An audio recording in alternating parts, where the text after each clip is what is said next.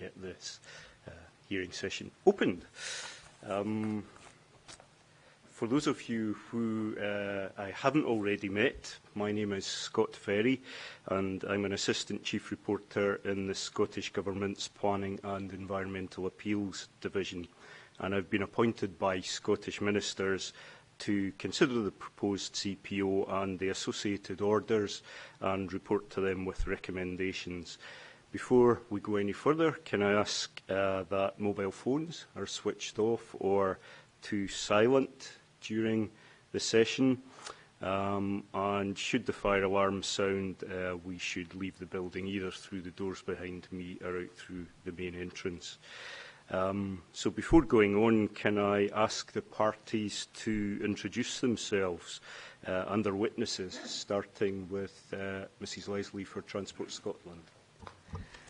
Thank you, sir. My name is Susan Leslie. I'm a legal director at Morton Fraser LLP, acting on behalf of the promoter.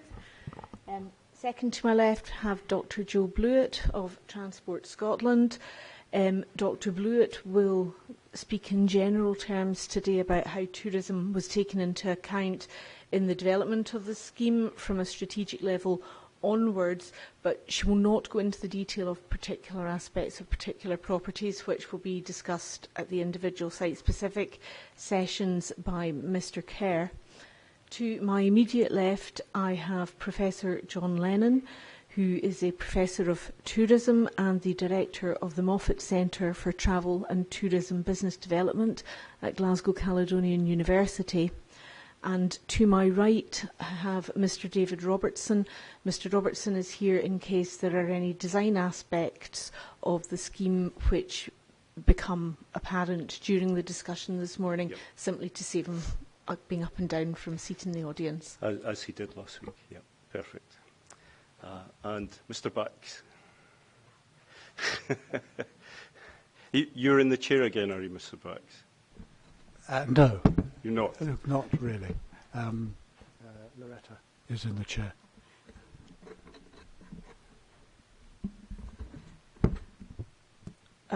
My name is Loretta McLaughlin, and I'm here representing Killiecrankie and Fincastle Community Council. On my left is James Bax, who is here in his capacity as the owner of Secret Buffet, self-catering accommodation. On my right is Peter Barr, who is Secretary of BATA, Blair Atholl Area Tourism Association. Then there is Henrietta Ferguson, the owner and operator of Killiecrankie House Hotel. After that comes George McLean, my neighbour, owner of Old Fescally House, and he is here representing Killiecrankie 1689, mainly because of the number of objections that were generated by them and the number of tourists that got in touch with Killiecrankie 1689. And following him is Anne MacDonald, who is the owner and operator of Old Manse of Blair.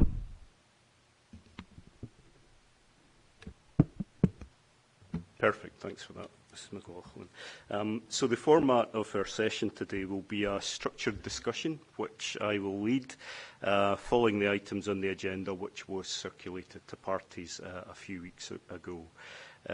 Although I shall invite particular people to contribute to the discussion at appropriate times, I would welcome comments and questions from any of those parties participating in the hearing session as the discussion progresses. So there will be no formal presentation of cases like there was with the inquiry session last week, and as we move through the items on the agenda, the applicant will have the opportunity of having the final say on each topic. So we have one day programmed for this hearing session. Having gone through the parties' hearing statements, I'm quite hopeful we should finish well before the day is out, based on my understanding of the statements and the questions I have on them. So, as normal, we'll have short mid-morning and mid-afternoon breaks, and a break of an hour for lunch after about 1 o'clock or so, I think, today. Before we move on to my line of questioning on this hearing session, what remains for us to do this week is the 4 hearing sessions for the outstanding objections. And as far as I can see from the table to my right, everyone is here, which is perfect. Now, my intention would be just to run each of these hearing sessions sequentially as each session finishes, rather than wait for the next day or the next half day or whatever. Do you have in mind a general running order for those sessions? I haven't. I don't know if anybody else has. No, no. I think you do. Yes, sir. Ms McLaughlin and I had a useful discussion at the end of last week. The remainder of our specialist witnesses will be arriving during the course of this morning, and Mr Dempsey, our cultural heritage expert, I think is due to arrive about midday. From our point of view, Mr Dempsey is involved in the hearing session for Germain House and also for Old Fiscali House, so it would be our preference to have those two taken together if at all possible, but otherwise we have no strong preference as to which order they go in, and we're perfectly happy just to continue until they're finished. Okay, perfect. Okay, we'll have the general intention then of moving on to Drummoon and then Old Fiscali after the tourism hearing session. I mean, thinking about timing for this week, I'm sort of hopeful, or I think it's realistic, that we should get through all of the sessions certainly by Wednesday evening. I'd be surprised if it's going on beyond that. But, you know, they'll take as long as they need to take, and I certainly don't want anyone to leave feeling that they haven't been able to say what they want to say to me. Okay, so having discussed that, let's move on to the agenda for the hearing session this morning. I'm thinking about the baseline situation, tourism in and around Killiecrankie. First of all, I'd just like to understand really a little about how tourists currently experience Killiecrankie. And I know when I'm talking about Killiecrankie, I know there are others here that, particularly Old Manse of Blair and so on, that are a bit remote from Killiecrankie. So if I refer to Killiecrankie, you know, feel free to talk about the general area of the scheme. So, yeah, how do tourists currently experience Killiecrankie? Are they generally concentrated at the National Trust Visitor Centre? Do they move up onto the battlefield? Are they somehow signposted or guided up to the battlefield? And I'm just really, I'm interested in anecdotal evidence, but also whether anyone can point me to any particular document that would give me a better idea of that. You know, probably best to start with the group of objectors.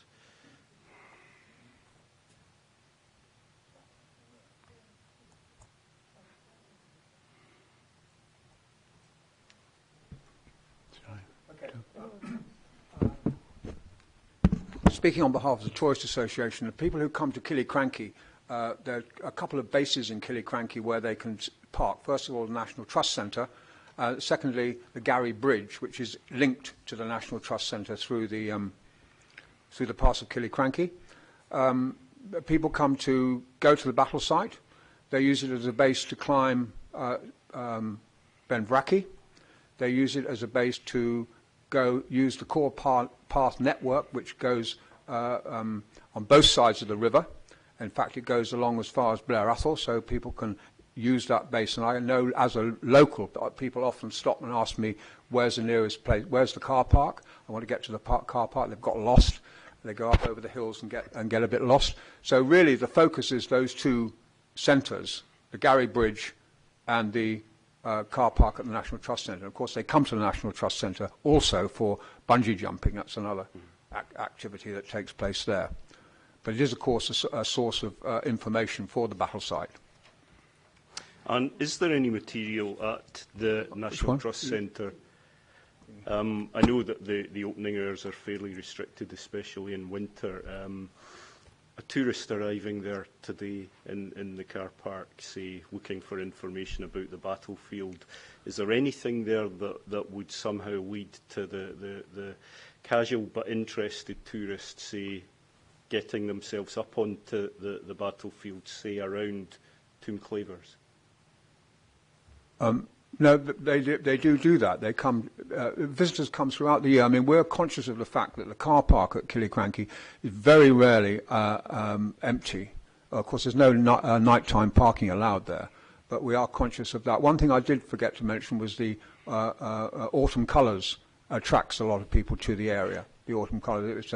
It's an iconic site in the pass of Killiecrankie. But people do certainly come, particularly now as the weather is so much better at this time of year than it has been in past years. The winter is much milder, and therefore people tend to come, more people tend to come in the winter and the autumn and winter than they have in the past. That's not to say the numbers are massive, because they're not, but they certainly are very. I mean, I lived up here in the 1970s, and the whole place closed down. The whole Pitlochry closed down, more or less. But now it's a different kettle of fish. We have a question here. Can I insert a question at this point? A question for Transport Scotland, is it? Yes. Yeah. Yeah, you can give it a try. Yep. You happy for me to do that? Yeah. Okay. At 3:37 on document CD 258, Professor Lennon discusses the drop in visitor numbers to Killiecrankie. While we do not disagree that the numbers have been falling, can you please explain how the numbers are measured for the centre at Killiecrankie? What discussion has Transport Scotland or Professor Lennon had with National Trust for Scotland in the course of developing the tourism strategy, as there is a clear link between the decline in numbers and the particular circumstances at the National Trust? And then finally, has Professor Lennon or Transport Scotland looked at any other means of reversing the trend at Killiecrankie in order to leave a positive legacy of the A9 duelling? That was paragraph 3.37, did you say? Yeah. Yep. 3.37, yeah. Okay, I won't come to that question just yet. I will come to it momentarily. I don't want to lose the train of thought that I'm working on here. Yeah. So you're just going back to my question about the battlefield proper around Tomb Clavers and indeed, of course, on the other side of the current A9. We know that there's an annual commemoration that is well frequented and is very busy and is publicised and so on. Out with that commemoration, would you expect to see tourists wandering around up there having a look at Tomb Clavers?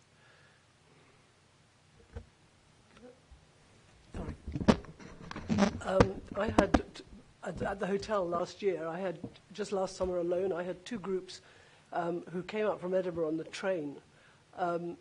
They were connected, but they did two visits with one host. They came up on the train, came out to the hotel, had a little meeting to discuss the battle, and then they walked from me along by Drummuan up through the skirmish fields to the cairn. And then walk back again, very, very cold and wet, for lunch. But they made a day of it, both lots. And it was a sort of, originally a lunch club, but then they'd broken into spurs, and the first lot enjoyed it so much that the second lot came too.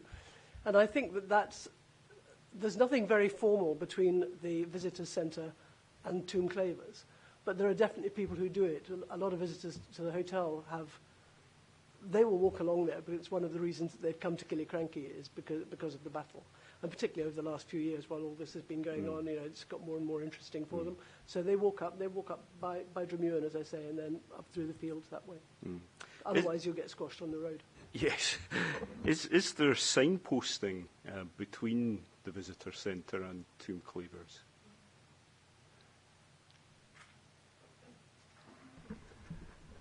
Coming back to your original question, at the moment, with the National Trust Centre closed all winter and only open for 4 days a week in the summer, there is a bit of a disconnect between that and the battlefield. There's no if the centre's closed, there's no signage or anything like that you were asking about, to indicate how to get from the visitor centre along to Tomb Clavers. So that aspect could really be improved greatly. As Henrietta was saying, people do obviously come to the visitor centre and are interested in the battle site, but at the moment the National Trust itself has not developed that aspect. They've tended to focus more on the natural environment, particularly with the autumn colours, rather than the association with the battlefield. I think that is a bit of a change in emphasis from, say, 30 or 40 years ago, when visitors tended to come for the Soldier's Leap, and its association, therefore, with the battle. Now it tends to be the National Trust run sessions for children about the wildlife, those aspects of the pass, rather than the battle site itself. Thanks for that. That's useful. Anything that Transport Scotland wants to say on that general line of discussion? Thank you. If I can just add a little to the context of the experience of Killiecrankie. Visitation figures for the battlefield sites aren't recorded particularly scientifically. The soldiers of Killiecrankie have produced data on attendance at their event, which suggests circa 1,300, 1,500 per annum. I think we must be careful not to conflate visitation to a battlefield site with no signage and very limited on-site interpretation with visitation to the National Trust's Visitor Centre. The National Trust Visitor Centre does give context, narrative panels, imagery in an attempt to breathe life into what is essentially a greenfield site. And I think it's interesting to note that the National Trust site is losing visitor numbers, approximately 20% drop in visitation between 2017 and 2018. So does this mean then that people don't visit battlefields in Scotland? Well, actually that's not the case, because in another National Trust site to the north, Culloden, we see visitation expanding significantly, more than 200,000 visitors. Battlefield tourism in Scotland is dominated by Culloden and Glencoe, essentially. Those are the big two, achieving more than 200,000 visitors. So the reality of visitation to Killiecrankie is quite low, and that isn't helped, quite rightly, by the lack of signage orientation and the very limited on-site interpretation that is there. Now, part of the question I was asked, if I'm allowed to address that.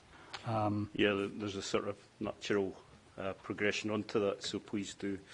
Yeah, I think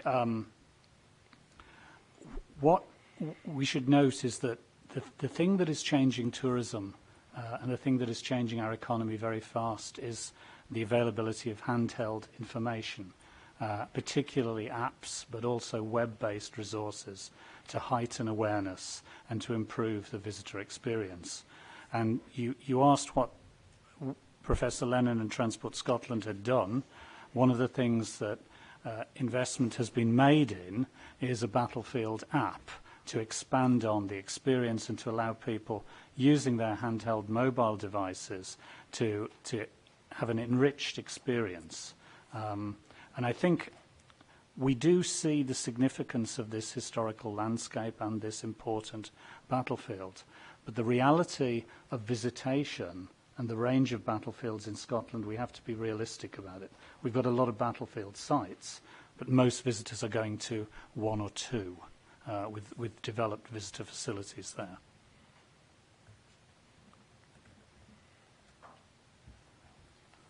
Just going back to Mr. Barr's question. Yeah, we were directed to paragraph 3.37 of CD258. And I think Mr. Barr's question was that although the numbers were said to be falling, or the number of visitors at Killiecrankie was said to be falling, he was interested in knowing how that was calculated. Is that right, Mr. Barr? Yeah. So, from my side, the Moffat Centre at Caledonian has been collating the number of visitors to visitor attractions across Scotland since 1999, almost 20 years. And we have a very high level of participation from the attractions in Scotland, circa 80%. They provide us with the data. They collect that data in a variety of ways. Paid admission attractions are very straightforward. You can take data from a till. Where you have a free admission site, you are then, a number of options are available. You can have an electronic eye, you can have estimating based on sampling across various parts of the year, parts of the season, parts of the week. So we rely on data sourced from organisations like NTS. And NTS are quite open about declines and increases. So whilst we can note the issues with Killiecrankie in their data, we also note the growth in visitation in sites like Culloden, which is also an NTS site. Is it likely that the decline at number of visitor numbers at Killiecrankie is linked to the reduction in opening hours of the National Trust Centre? Invariably, the two have to be connected, and I think what we have there is a symptom of a broader issue for the organisation. The difficulty in maintaining visitor numbers and staffing such sites in such locations.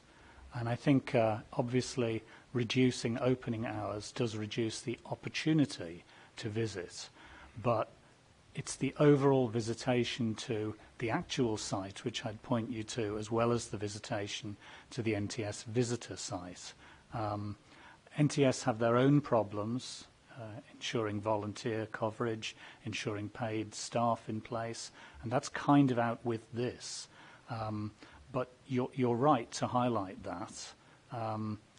Invariably, a downward cycle starts to kick in when visitation reduces, opening hours are reduced, staffing is reduced as well, and you get an unfortunate downward cycle with the opening of such visitor centres. If I contrasted that with Culloden, you'd see them stretching the opening day much more.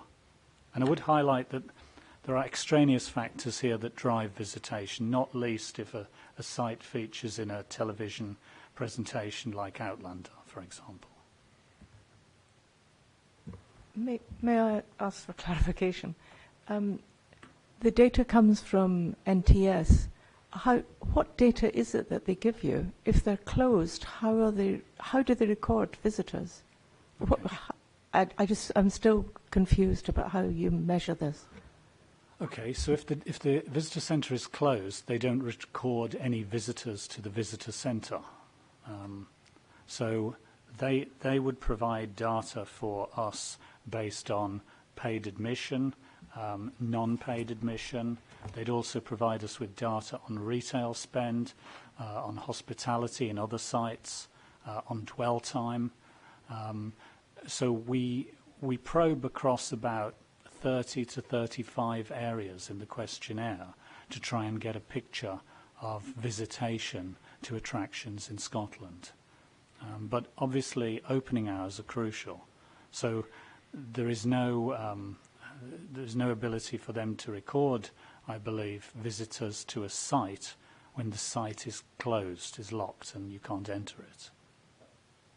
Is the car park open when the centre is closed? It's still possible to park and wander off from there. Yeah. But visitors during those periods aren't recorded. That's what you're saying. Not recorded by NTS, certainly. Yeah.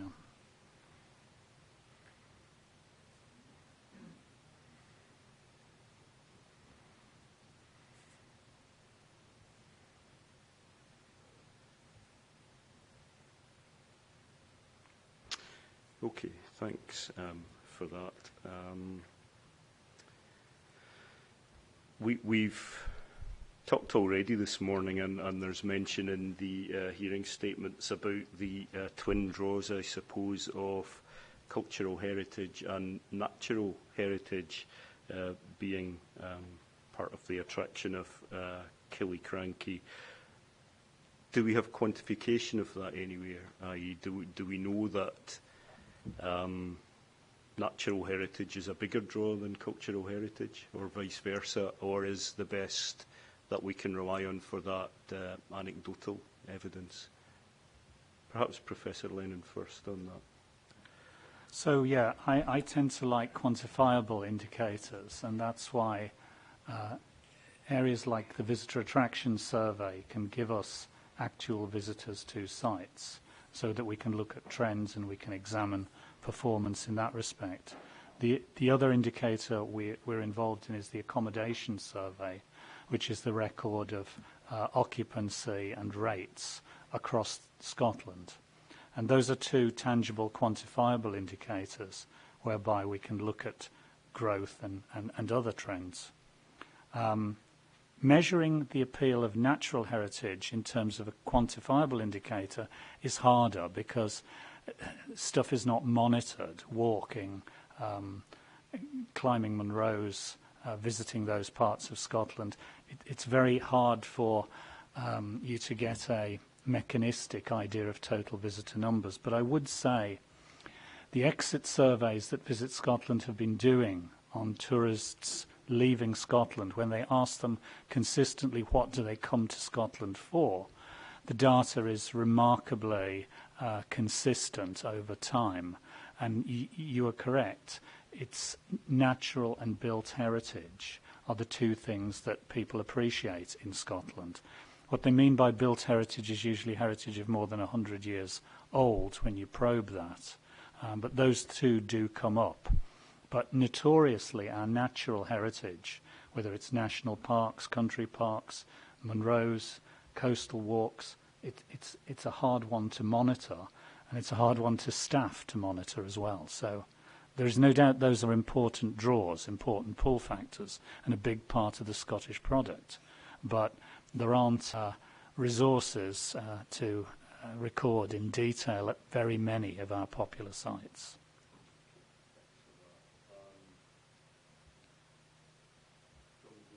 Sorry, from the local operator's point of view, presumably you will have anecdotal evidence about what brings visitors to Killiecrankie and the surrounding area. Before we get on to that, can I just, because I'm sure the others have got plenty to say about it, I noticed in the numbers that the Moffat Centre produces that when they ask for motivation for or what prompted you to visit Scotland in the first place, it tends to be that cultural or historic interest comes out either at number one or number two in the replies, but that's not in the first two reasons that prompts Scottish people to holiday in Scotland, and it looks as though they're more inclined to for other events. Natural environment might, so there might be a difference between activity, culture, historic environment and natural environment between where the people are coming from, if they're foreign or if they're local. And the other thing is that I noticed in one of the first surveys that were done to establish the baseline, that were the report that was commissioned by Optimal Economics to assess the potential economic benefit for the A9 project. That's CD 131. They identified that natural and cultural heritage of the A9 study area is a key asset, but I can't recall off the top of my head if they did any investigation into how that breaks down, but I know that it was mentioned at the base level.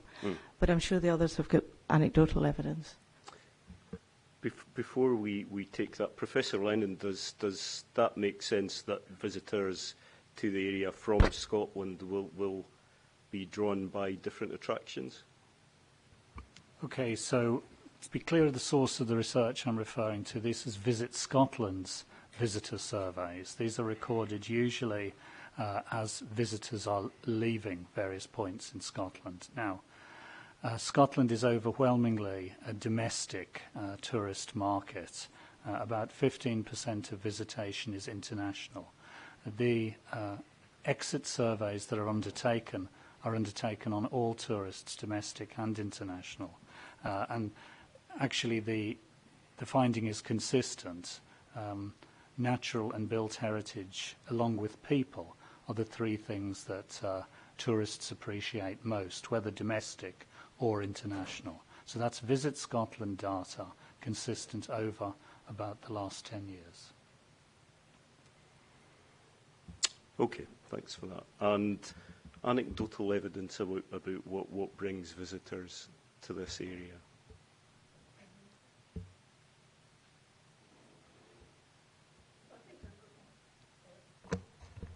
I think to a large extent it's exactly what Professor Lennon's saying. It's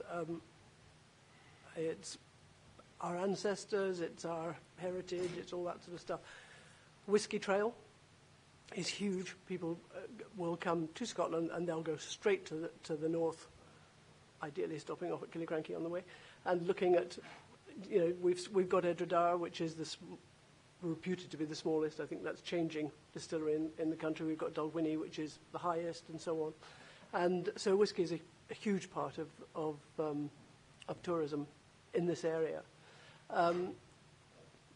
Castles, that goes along with cultural, but castles, countryside, and mainly walking, for as far as I'm concerned. I have a huge number of walkers go through, either in organised groups or on their own. But as Professor Lennon's saying, it is predominantly it's cultural and natural heritage. Mm. And others? Can I just add to walkers, cyclists? This area is becoming increasingly important as a cycling destination, particularly as it's on the Land's End to John O'Groats route. And I think there's plenty of evidence of people staying locally on their way north. Mrs. MacDonald, you had something to add?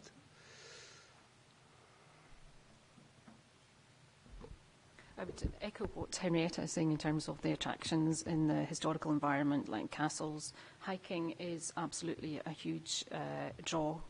We are at the moment negotiating with one of the largest US-based operators of activity travel to secure contracts for the forthcoming years to provide accommodation and food and beverage for visitors from the US.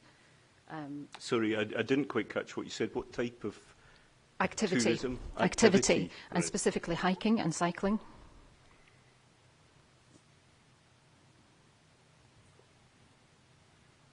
Yep. These are part of wider excursions through Scotland, so they may be coming into the UK via London, and I don't know if that data is captured by the Visit Scotland exit polls, or are you purely relying on visitors exiting into an international destination from Scotland through airports? Professor Lennon? So there's a couple of things there where we can quantify some of the demand. The Visitor Attraction Monitor does have a whole section on distilleries, which we can display. And what you'd find with some of those distilleries that you refer to, like Edredar and Dalwhinnie, is actual visitation to the distilleries is quite low, 20,000 and less. And that is the situation with many distilleries once you get north of the Central Belt. I think we've got to be very clear about tourism in Scotland, that it's actually dominated by urban centres, and that Edinburgh and Edinburgh's visitor numbers show this consistently, along with Glasgow. So that's why when we look at distilleries, for example, we see that the most visited one by far is the Scotch Whisky Experience at the top of the Royal Mile in Edinburgh, achieving 400,000 plus. Once you leave the Central Belt, the urban destinations, then the visitor numbers thin out. The same pattern you can see in heritage buildings. So, for example, Edinburgh Castle with 2.1 million visitors. There is a huge drop then to the next busiest castle, Stirling, with about 400,000. And that drop carries on the further north you go. We've already looked at the Killiecrankie visitor centre figures. So I want to be clear about the pattern of tourism and what tourists do. Those are things we can quantify rather than be reliant on speculation. Okay, thanks for that. So, in regard to agenda item 2, the baseline situation on tourism in and around Killiecrankie, is there anything that anyone wants to add to that in addition to what we've already heard? Mrs MacDonald. I would just like a bit more clarity on the exit polls from Visit Scotland that you're undertaking, Dr. Lennon. Do they include domestic, people who are departing the UK on domestic flights and connecting in London? Is that measured in any way? So the exit polls that are carried out at airports will cover both domestic flights and international flights. They do also do the similar polls at other gateway sites, so railway stations, for example, some bus stations too. I mean, the importance of domestic visitors shouldn't be underplayed, particularly at the moment when many English potential and Scots are choosing to holiday at home because of the increased cost in places like Europe and the US because of currency differentials. So the tourism survey would be done at places, for example, like Edinburgh, Waverley and so on, where one often sees lots of tourists. Sure. I mean, Visit Scotland are very keen to get a representative sample of all tourists. So to just sample international, if there are any circa 15% of total visitors, would give you a very imprecise perspective on the consumer profile. We always want more international visitors, but the reality is Scotland and England make up the vast majority of the visitors who come.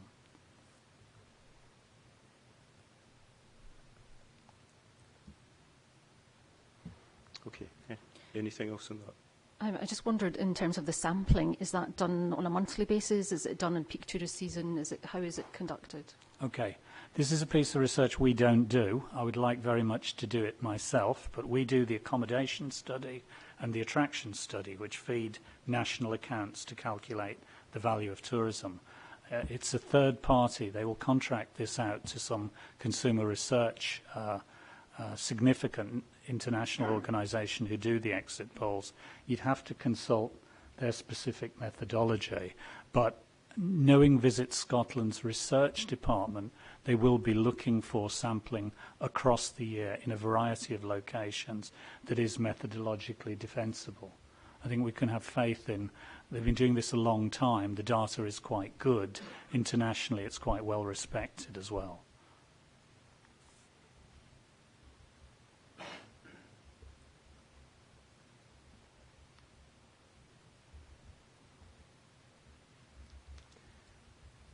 Mrs McLaughlin. Can I have one other question? It's to do with establishing the baseline situation. And as far as I can see, in 2013, the Scottish Council for Development and Industry produced a research survey which was to help identify the economic benefits for improving the A9 and A96. That's CD 126, just for the record. And the results show that tourism would benefit, especially in the north of Scotland. I'm just questioning how relevant this survey was for Killiecrankie, because there were 210 respondents in the survey, and some 27 were for tourism. These respondents, of course, are members of the Scottish Council for Development and Industry, so that's what decides who's getting the survey. But the tourism companies who were quoted in the survey came from Nethy Bridge, Inverness, Carbridge. There were 2 from Aviemore, Tomatin, Ullapool, Strathpeffer and Newton Moor. I don't know who else was involved because they're not obliged to say. Those are the only ones that we could identify. So not being able to identify any response from anyone in Highland Perthshire, let alone Killiecrankie, I don't know how relevant that survey would have been for us. Can you comment on that, Dr. Blewett? Sir, I probably just want to take a bit of a step back and explain where we started with all of this from the promoter's perspective. And the context around that survey and some other work that we did right at the beginning. So effectively, when we started looking at the A9 dualling, we already knew that there was a linkage between tourism and the A9 because you can measure the traffic flows. I think it's generally common knowledge that the traffic flows in general are much higher in the summer, and there's some evidence in the case for investment around that, and that's linked to tourism. So, and that's also reflected in the National Park survey that the objectors have submitted, which says that the car is the primary use of travel around, which you could see by inspection. So what we wanted to do was understand a bit more about what that actually meant to the tourism industry, and when we came out to talk about the dualling, what their kind of hopes and fears were, so that we could build that into our assessment work. So there are two documents actually that are relevant. One is the SCDI survey that gives probably some anecdotal feedback, nothing more than that, about how business felt about the dualling in its abstract sense. So no scheme at the time, just the concept of dualling coming, what people perceived to be issues or perceived to be benefits. And the other document I would take you to was a kind of multi-agency workshop that we had in 2012, which is CD136. And on page 9 of that is again an account of what the agencies said their hopes and fears were for the dualling. And both of those bits of work we have used to give us a flavour of what people wanted to get out of the dualling in whatever form it came through. And we've used that not because we were wedded to the statistics, because a lot of this is perception, and we understand that. There's change coming, and that brings concerns. But it was really to help us shape our design response. So I think the SCDI survey was done across a number of sectors to give us a flavour of what people were looking for, but there was nothing in there we would hang our hat on. For example, some of the comments in there talk about the fact that the A9 at the moment, tourists don't like to drive it. It creates an impression before they get to their destination. But as Professor Lennon will explain, that isn't actually putting tourists off travelling in the Highlands, and the sector is growing. So we kind of know there's not a direct linkage between these things, but all the same, if people are feeling those things and there are things we can address through the design, that's where we wanted to be with it. So there's a bit of context around that survey. Okay. How did you use that research to inform your approach to the design of the scheme? So there were some key themes for us, I think, that came out of that, particularly in the workshop, which I'm just going to find actually, but the themes were a perception that the dualling will ultimately bring better accessibility and therefore a better journey experience, which, although isn't arguably a measurable benefit to the sector, helps to enhance and helps maybe to inform how people make decisions. So there was a bit of around maximising accessibility to sites. The other thing that was very interesting for us was agencies were keen on us taking a much broader view of the A9 and the surrounding immediate corridor, and looking at how we would use the dualling to start pulling people sideways into what we sort of loosely term the hidden gems, so all the little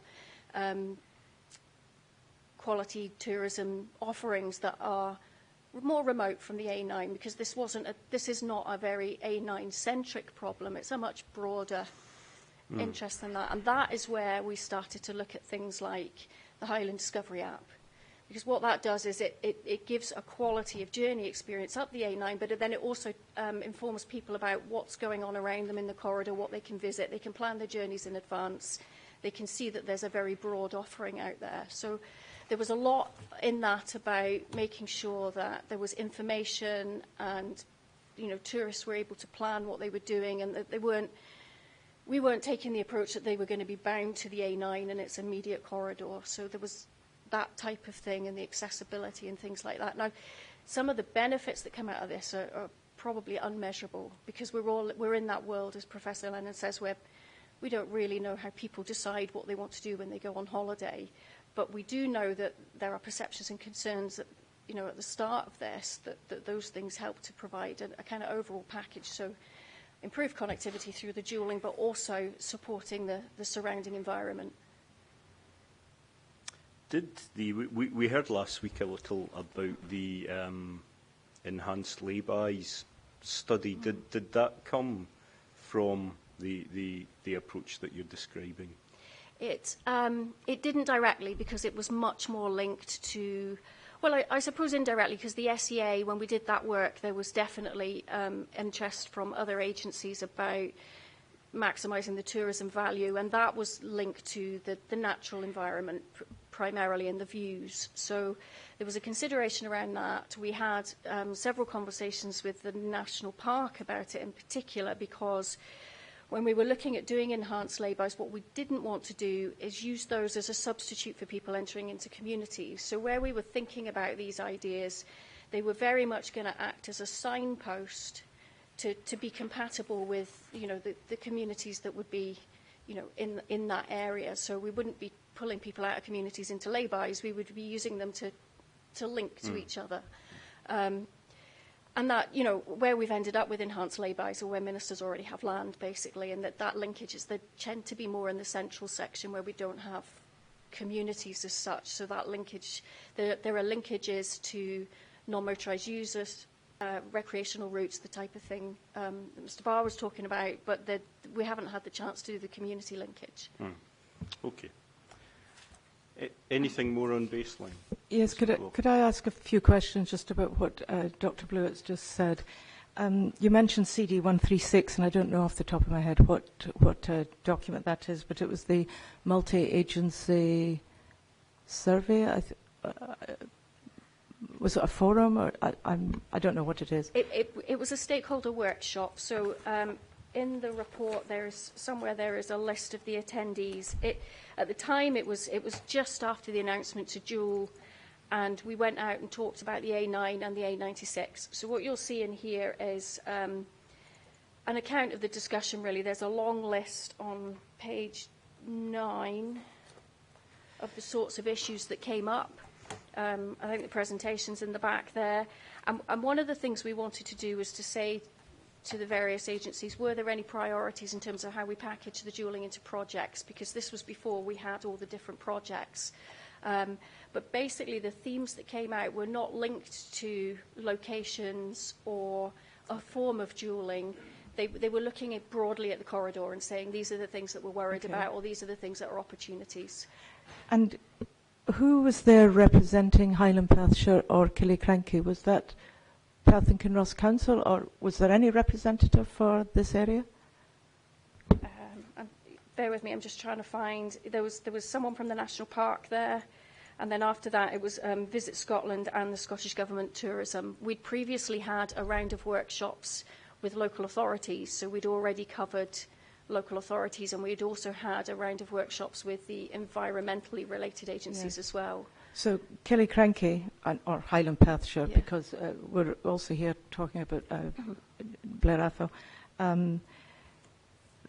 It was CNPA who was sticking up for this area. Effectively, it would have been, because when we look through all the other surveys and information and examination of how to develop a tourism strategy for the A9, everything indicates that Cairngorms National Park and the whole focus of the development was to get people up to Inverness faster than previously. But there's a huge danger that the emphasis, particularly from CNPA, who admitted that their focus was on the route between Newton Moor and Carr Bridge, and their entire focus was to get people into the big spending centres in the park. They never, ever mentioned Killiecrankie except in the context of a magnificent view. But the rest of their focus was in getting people into the park. It was really over the threshold of the park and into the heart of the park, if you like. And we seem to be bypassed, and it was mentioned at one point that there was concern expressed that with a faster road to Inverness, tourists may not stop in some of the smaller towns in Highland Perthshire. But I don't think that has been addressed, and I don't think anybody was ever speaking on behalf of Highland Perthshire when the tourism strategy was developed. Do you think that's fair or not? I mean, it was a strategic conversation, so yeah, in a sense that is fair, but only to the extent that we weren't, when we offered the opportunity to walk the route effectively and look at priorities, there wasn't really any appetite for doing that at that stage because the issues were these high-level issues. So the example you've just given of the faster route and effectively that bypassing concern was something that came out because it was a concern corridor-wide. And I think from our perspective, that's the thing that we feel the Highland Discovery app is going quite a long way to try and address that, because we do want to have a good connection between Perth and Inverness, but not at the cost of, the economy within the corridor. So we wanted to make sure that we had that strategic and local linkage, and that's what the app gives us. You mentioned, Dr. Blewett, that preceding the discussions that this document refers to, you had been speaking to local councils, and presumably that would have included Perth and Kinross Council. Would that have been about physical impacts en route and so on, or would tourism impacts have formed part of those discussions? Just thinking about Ms McLaughlin's point about who was sticking up for Highland Perth, sharing that. So, if I'm honest, I can't recall exactly what was discussed at every single workshop, but what I do remember is that when we spoke to it was the local authorities and the regional transport authorities and the national park, and when we did that walking of the route, there were a number of people in the room that were able to give us more of a sense of what was important in each of those locations. And although we may not have talked about tourism directly, what we will have talked about would have been the environment, the natural heritage, the cultural heritage, and that type of thing. Because what we were trying to flush out is, what do you know about the challenges that we're going to face here, and how should that shape how we approach things? We also had a workshop with, I think what we called the economy agencies, which would have been high in the Chambers of Commerce and Scottish Enterprise at the time. And some of these themes around tourism would have come out then. But again, they wouldn't have been at that local level. Because if you bear in mind that this would have been within 2 or 3 months of the announcement to dual the A9, because it was almost the first thing that we did was say, we need to go out and find out what our stakeholders think about this. Okay, thanks for that. Ms McLaughlin. I think Peter's probably in a better position than I am to explain that the relationship that we have with the Cairngorms National Park, I better let him explain, but as far as I can see, they barely admit that we're in the park, because we haven't had any benefit that I can see from CMP. Can I let Peter speak about that? Of course, yeah. But bearing in mind when he answers, I'm not here to address any difficulties between locals and the national park. It's only in the context of they were the people that were representing this area, as far as I can see. Now, I can just think of 2 or 3 reasons why we feel that we're being rejected by the Cairngorms National Park. I've been speaking on behalf of the Tourist Association in Blair Athol. We've tried to initiate an educational programme that would take place throughout the park, involving, children and art. And despite going up to Aviemore and speaking to the authorities up there, there was no response. And even after a follow-up, there was no response. The Tourist Association has also tried to gain some information about financial support for printing documents and leaflets for the Tourist Association, and for that we've had no response at all. When we were first initiated into the Cairngorms National Park, they came down and tried to, quite legitimately, to get people involved in a sort of business aspect to the park, but I don't think that really took root at all. And then since then, we've really been sort of bypassed. We're really on the periphery, and as Loretta has pointed out, people tend to bypass and go to further north into the Cairngorms National Park. Okay. And just a last point on something that Dr. Blewett said, if I could just get some clarification on that. Dr. Blewett was mentioning the work done at the SEA. That's the stage 1 of the project, and if anything in tourism affected how the tourism strategy fed into the whole project, I really would like to refer to CD 106, PDF 12, which is the page 9, which is about the non-technical summary of that report. Because there's a section that's called Views from the Road, and if I could just read it, it says the Landscape Review is working with the Scottish Natural Heritage and Cairngorms National Park Authority to identify a range of particularly impressive views along the A9. These will be considered in later route alignment studies as opportunity views to inform the emerging lay-by and NMU strategies. The aim is to incorporate opportunity view locations into ongoing studies such that the experience of travellers using the A9 is enhanced with improved opportunities to stop near these key views. These opportunity view locations will inform the emerging lay-by strategy, where the position and size of the lay-by is considered in the context of providing facilities close to great views, linkages to nearby NMU routes, and local consideration of pedestrian subway crossing to connect both sides of the road with a viewpoint where appropriate. And Killiecrankie was mentioned there, and that seems to be the only time that Killiecrankie was mentioned, but the view from the road and appreciation of the landscape was a big thing at the beginning that fed into the rest of the development of the project, as far as I can see.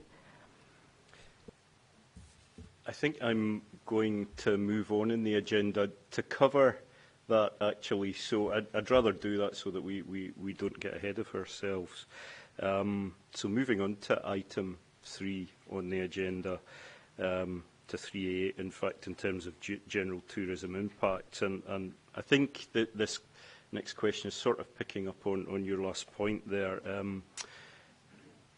And this is a question for Transport Scotland, really. The Community Council contends, really, that at no stage was Killiecrankie considered as a specific tourist destination during the route planning stage. Any comments on that from Transport Scotland? Yes or no, I suppose. And if no, where other towns or attractions treated similarly or differently? Okay, so our consideration of tourism has operated at that strategic level that I was talking about earlier in terms of issues around the corridor, but there is also some reflection in the environmental statement.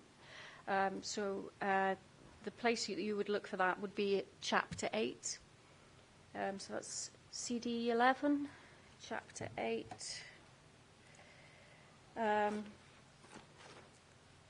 Now, we will move on, obviously, later on to the site-specific impacts, so particular receptors that have tourism as their trade.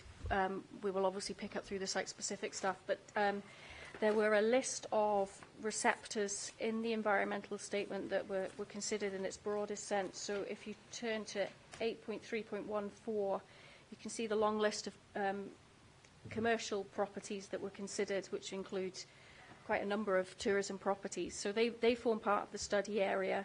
The chapter also considers the community lands, so the pass of Killiecrankie, the battlefield, the River Garry, and also considers sporting interests as part of that. So there's a bundle of stuff that is considered at the local level in the environmental assessment. The difficulty with it is that in terms of individual properties, Mr. Kerr will explain that what Chapter 8 does is look at the impact of land use, land acquisition and changes in access, because it's easier to quantify. And what we're actually talking about here is the effect of visitors making decisions on where they're going to stay in the context of the scheme, and that's quite a difficult thing to measure. But what the environmental statement does say on that, at 8.4.16 under indirect socio-economic impacts, is effectively that we think the impact will be mixed, that some businesses will be able to adapt, some businesses may not find it quite so easy to adapt. And in the background to that, as Professor Lennon has explained and will explain, we don't actually know how visitors will make their decisions and how much the road and the dualling has an impact on that.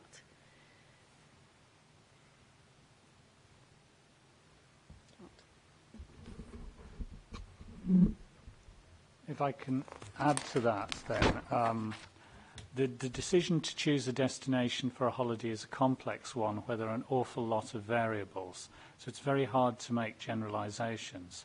For example, price would be an important factor in tourists choosing a European or US destination for their major summer holidays in 2020. But similarly, personal decisions are affected by many other factors. Reviews on TripAdvisor, recommendations of friends, or something as simple as a picture on a website. So where motivational studies have been undertaken trying to isolate the key variables that cause an individual to make a decision to visit a site like Killiecrankie, what is interesting is all of those ones that I've hitherto referred to come up, but traffic and traffic problems with traffic calming is never coming up at all. And what I would reiterate there very importantly is that when you're making a decision on your holiday or on your leisure time activity, very often traffic is something that people put up with and expect. So, for example, the southwest of England consistently during bank holidays faces extremely busy traffic. It's well known, but people still take those same routes and still attempt to visit those destinations.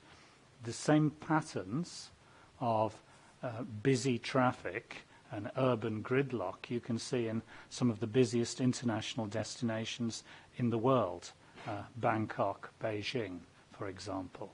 So what I'm trying to give you a perspective is here, many factors that you would take into consideration when choosing a destination, but actually traffic calming measures as a result of roadworks would not be among those.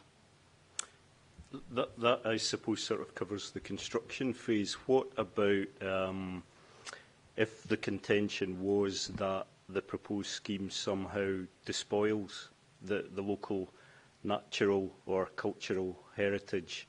Would that be likely to have an impact on tourist motivation?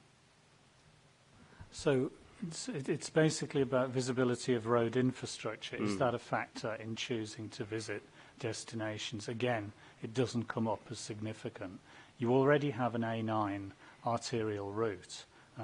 What we're doing here is improving connectivity, improving safety, reducing driver frustration, and hopefully increasing tourism to the Highlands and Heartlands of Scotland with a route that is data-enabled, as Dr. Blewett intimated.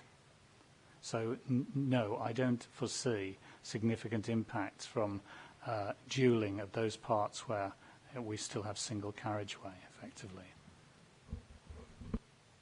Thanks for that. Does anyone on this side of the room want to say anything on what we've heard there?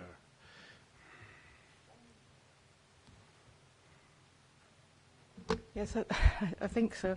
I was just interested in the fact that tourism wasn't identified as requiring further assessment. It wasn't taken out as a topic on its, as a freestanding topic for assessment at the ES.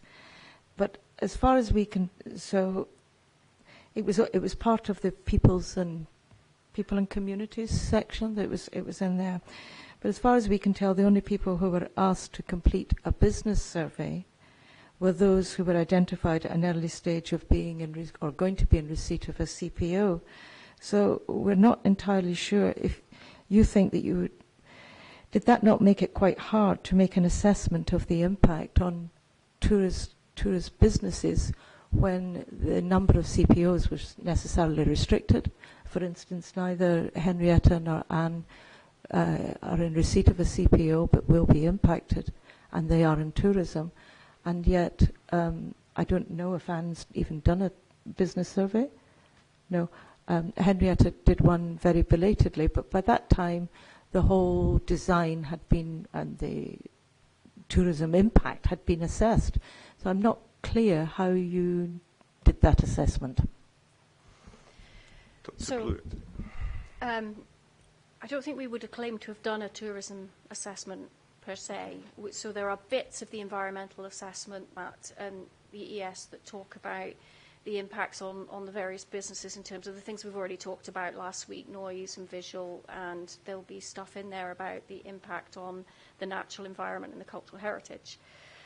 The problem with doing any kind of tourism-related assessment is because you are relying on how people make decisions and what makes them tick, it becomes a very, potentially it's quite a subjective thing unless you do a whole pile of research to correlate, you know, what will happen with the scheme with the draw. So, you know, if you say to people, do you want to visit Killiecrankie? And then you say to them, there's going to be 40-mile-an-hour roadworks. How do you get them to correlate the roadworks with the pull to visit Killiecrankie? It's quite a difficult thing to do. When we tried to do some, in fact, we did do some novel work around quantifying driver frustration for the business case. And when we did that, we surveyed people in Perth and Inverness, and we asked them, we put them in front of monitors where they pretended they were driving, basically, and said, how do you feel about driving? How much more would you like to be in this situation? And some very clever people were then able to quantify that and monetize it. But if you were trying to do that from a tourism point of view, you would have to consider not just Perth to Inverness, you would have to consider where everyone was coming from to get a representative sample, which would be a huge catchment. You'd then, I think, have to think about what was pulling them to various different areas, so you'd have to be looking at different receptors, and then you'd have to apply different scenarios in terms of what was happening through the scheme and with the works. So, and at the end of all of that, I think if you look at the CD-131, which is the wider economic benefits report, I think you mentioned it earlier, Ms. McLaughlin, that actually some of the improvements that you would, or the quantification of tourism impacts or benefits that you would see appear to be quite small. There's an example in there at 3.37 around the A55. So the report says most studies linking road improvements to any kind of economic growth are done beforehand, and they project what's going to happen. On the A55, overall there was going to be a 90-minute journey time improvement, so a significant journey time improvement. But when you looked at what they basically tried to quantify afterwards, what they got was feedback on how people felt about that and their perceptions about that. And the only thing they managed to quantify was that increased the catchment, that people were prepared to travel because they were getting a more direct route there. So, and that turned out to be a very small benefit. So I think generally if you take that and you take the scale of that exercise that you would have to do to prove something one way or the other, it sort of doesn't matter in a way, because what we're talking about is if people feel that, then it's real when they're making decisions, and you don't need to quantify it. So having been through that pain with the driver frustration and having to get all that peer reviewed and all the rest of it to incorporate it into a business case, I don't think a tourism impact, it would be very hard to get it to a place where it was robust enough to be able to incorporate into something like an environmental statement, which is a very objective assessment.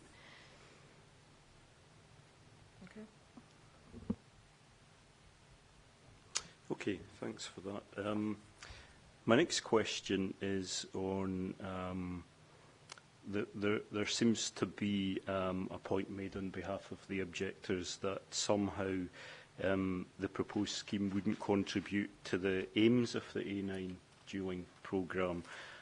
And I wanted to make sure that I was understanding exactly what was meant by that. Sorry, can you repeat that? Yes, there's a general contention, I think, running through your hearing statement that the this proposed scheme wouldn't contribute to the aims, the general aims of the A9 dualling programme. And yeah, I was trying to work out, do you mean in terms of tourism specifically and the objectives of enhancing or somehow boosting tourism? No, we agree that it's going to improve connectivity between Perth and Inverness. That seems to be the main aim. And driver safety, I'm not quite sure what you're referring to tell you the truth. Do you think that the improvement in connectivity between Perth and Inverness might or would be to the detriment of tourism locally? Our main point is that we understand that a tourism strategy has been developed or is being developed by Professor Lennon for the A9 in conjunction with the development of the A9 dualling. We feel that Killiecrankie hasn't been identified as a destination, and Highland Perthshire in general has been ignored because the focus has been possibly driven by CNPA and others to get people up through and past into the park and then beyond Inverness to improve the tourism for the north and the Highlands and Islands, and we're not part of that. So we feel that we somehow or other actually we're a bit of a casualty here. And into the bargain, we feel, and I know that this isn't Jacob's position or Transport Scotland's, that the natural environment will be spoiled, and we feel that the historic environment is going to be degraded. I know that's not their position. And those two things being the main drivers of tourism, it's a double whammy. Yep. Professor Lennon? So just to clarify then, nobody at the moment has commissioned us to undertake an A9 tourism strategy. What I do believe is that the kind of work we have been doing in partnership with Transport Scotland helps us better understand how arterial routes can be used to serve the heartlands of Scotland and distribute tourists. So car-based data sources, such as phone or through smart cars, will allow visitors when traversing the A9 to know about the towns, villages, museums, food and beverage, attractions, activity centres that are offered on the length of that route from Perth through to Inverness. And that is absolutely the way information is moving. It provides a versatile, flexible mode of data sourcing, and I've had very successful examples of working with that on routes much further north, in the case of the North Coast 500, wherein sources such as web and apps are the primary and almost only marketing tool that are used on a route much further north. So I do think it's important you understand what we've committed to here. We're trying to make that route and that driving that route at a time when information and sales data can be delivered into people's cars, planting ideas to visit and to experience the heartlands of Scotland off that road. Now, the idea that Highland Perthshire has somehow been omitted, I think is a question you have to direct to Visit Scotland, that have a Perthshire office, and indeed their director has recently been promoted to Director of Marketing for Visit Scotland. So Perthshire does have a voice, and indeed at the consultations I was involved in, local authority and Visit Scotland were involved in that. I think your relationship with Cairngorms National Park is something for you guys to resolve.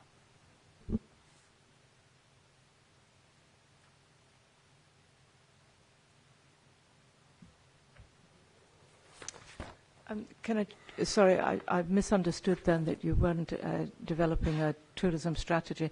I formed that impression from reading the Moffat Centre's website page A9 Dualling and Tourism, where it says that the Moffat Centre's role working with Jacobs and Transport Scotland is to lead route-based marketing and tourism development from inception. I thought that meant that you were involved in developing a tourism strategy, but obviously that's not the case. I think the key phrase there is route-based marketing from inception. The idea that you can make the A9 an arterial route that can sell all of the various sites, attractions and activities off that route. And I think that's very important. And I do believe that this is the way information is moving, this is the way marketing is moving, and getting visibility on apps and websites is absolutely the way forward for small businesses in rural locations. Okay, thanks for that. And moving on to item 3B, can we discuss whether, and if so, how impacts on individual tourism businesses themselves were assessed? We've heard from you, Dr. Blewett, that Mr. Kerr will talk about the 4 specific cases that we have separate hearing sessions for.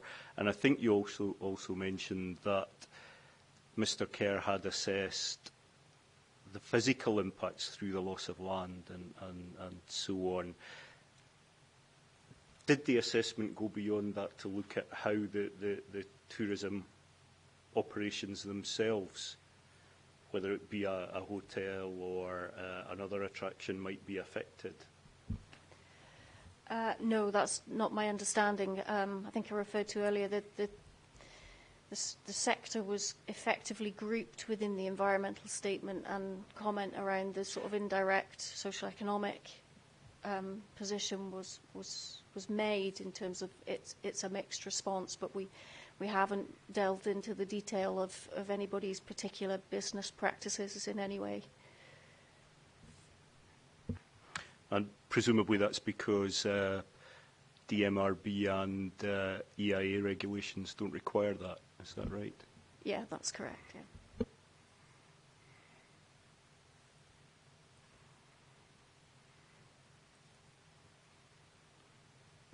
And I know that the issue of compensation isn't for me, but just so I'm aware of the wider picture, is the question of impacts on a particular business, perhaps loss of custom due to construction and so on, is that something that will in time be covered in compensation discussions? It will only effectively become a head of claim if somebody is in the CPO. In the CPO? Yeah, so it's for statutory objectors.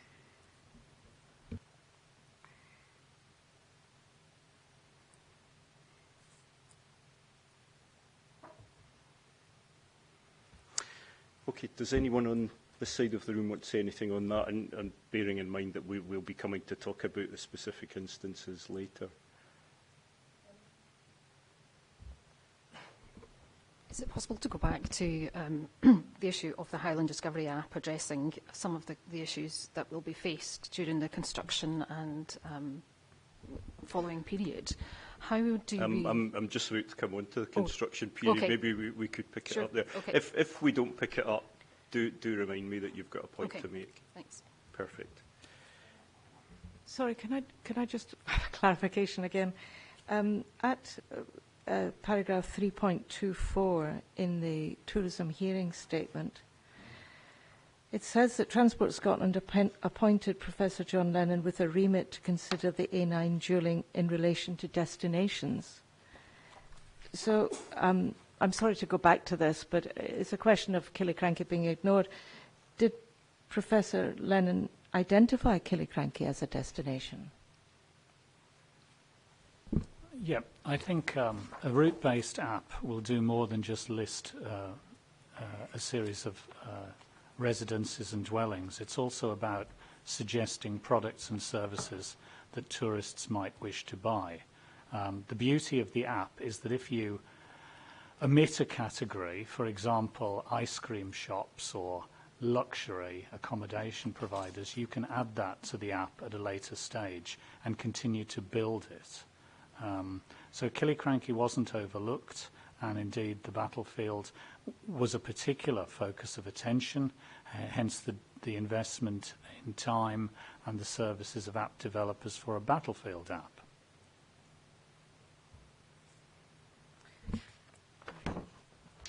Okay, I want to come back to that later on in the agenda too.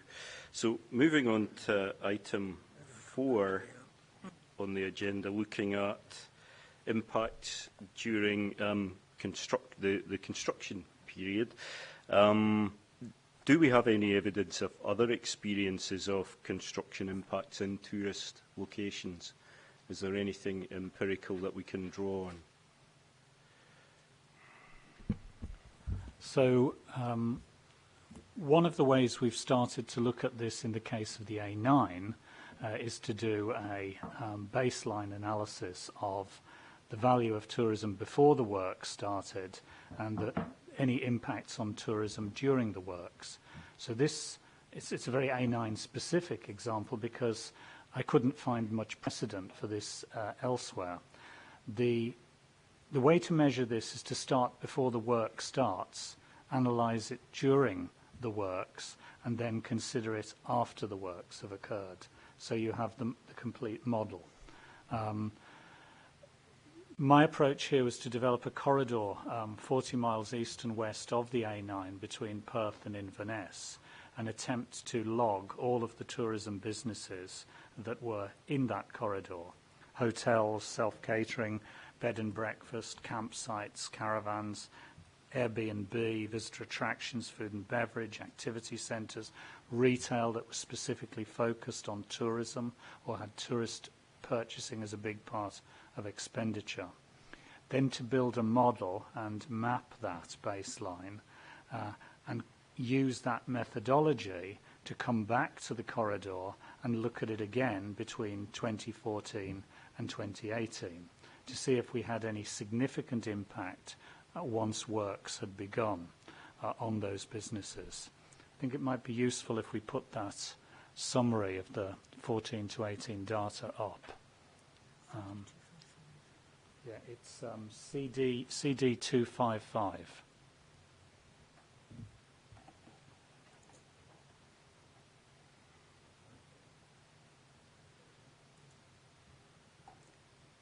So yeah. So there's the summary.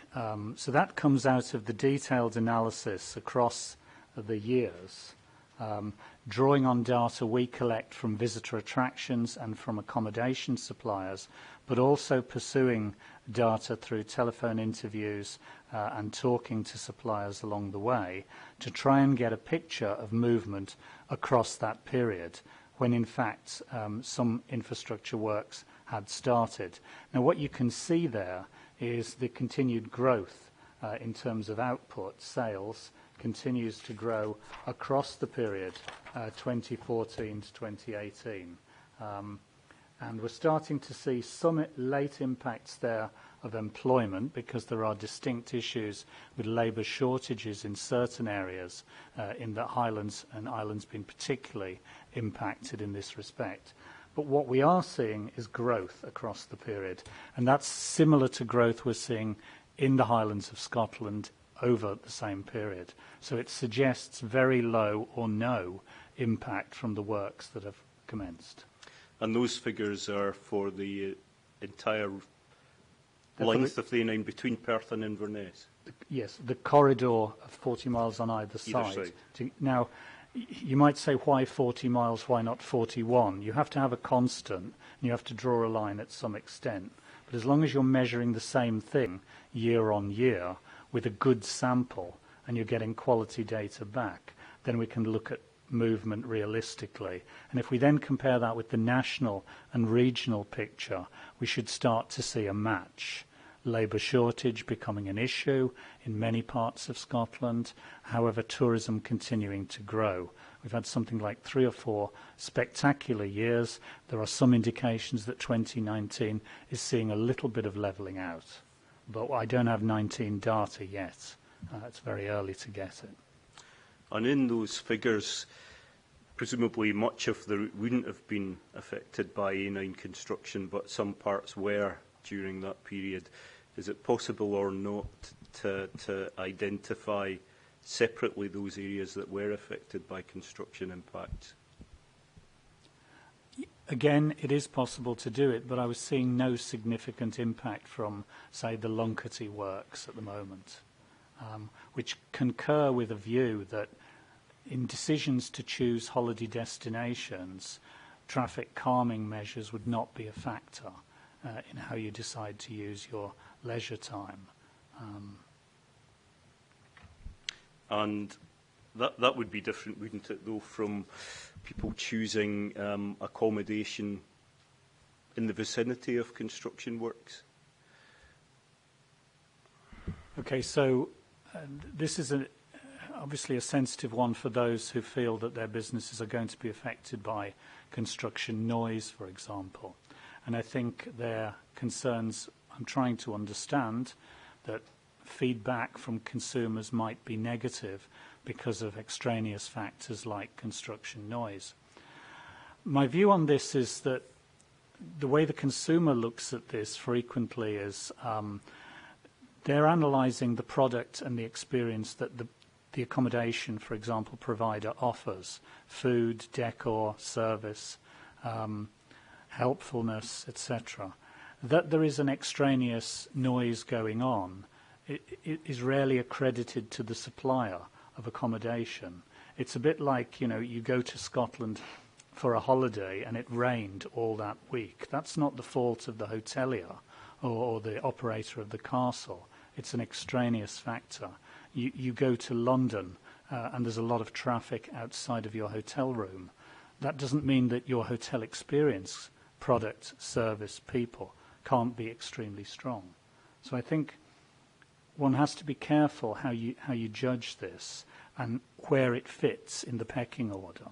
You would expect traffic noise in a London hotel, though, wouldn't you? And you might not expect that or want to experience it in a rural hotel in Perthshire.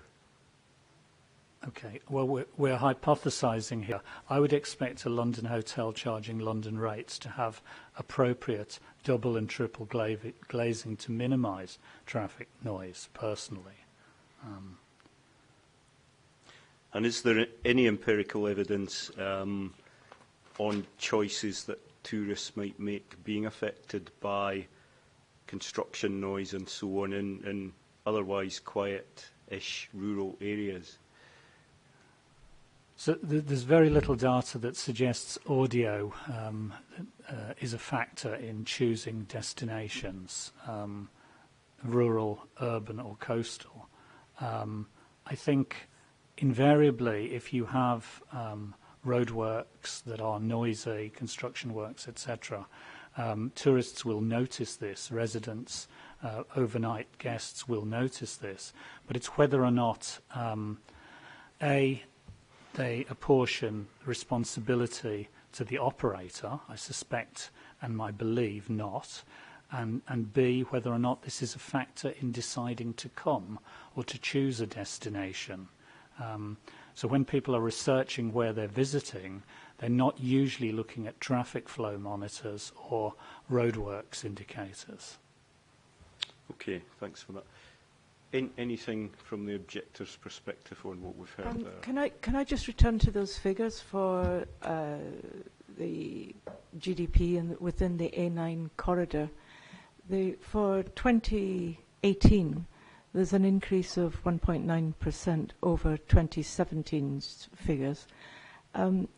Exactly what construction was going on in the A9 in that period, from the top of my head, I think it includes Lunkerty, the section there, but the construction there didn't start till, was it October 2018? So that would, I'm not sure, if it was October, what I'm asking is how many months of actual construction was on the A9 during 2018? I don't mean planning, I mean works that drivers would notice.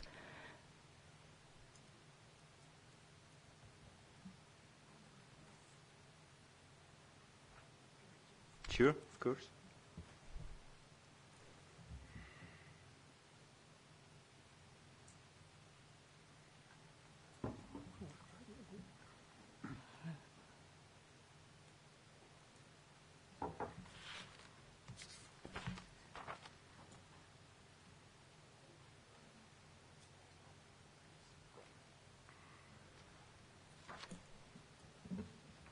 Mrs. Leslie, we're actually due a comfort break round about now anyway. It would probably be convenient to do that just now. That would be ideal if nobody has any objection. Okay, perfect. Good. So let's break until 11:45.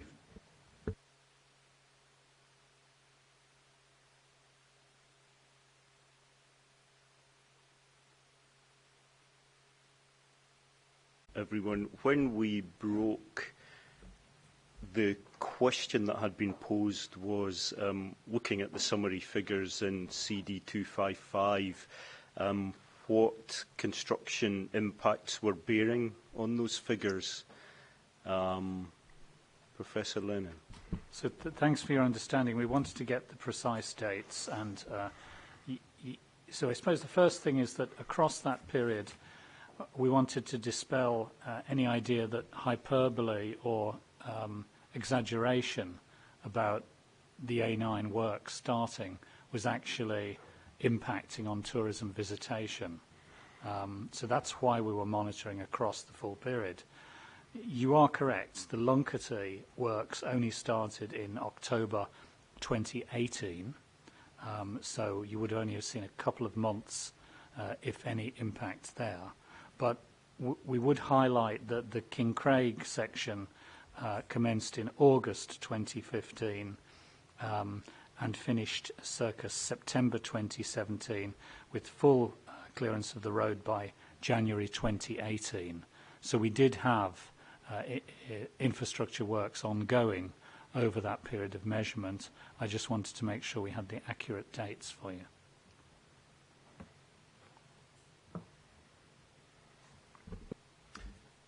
Are you happy with that response? Yes, thank you, because it really does help clarify. I just wondered, are there any preliminary figures for 2019 available at this point? No, you won't get the big surveys produced by Visit Scotland that we draw on, as well as our own data. We'll have the visitor attraction survey probably finished by February for 2019.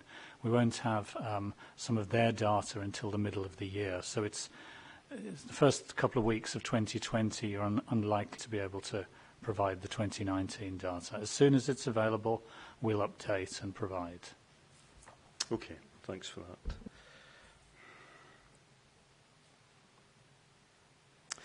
So thinking still about construction impacts, at section 4 of its hearing statement, the group of objectors expressed concern that construction contracts for longer sections of the scheme might be let, thereby extending the construction timescales.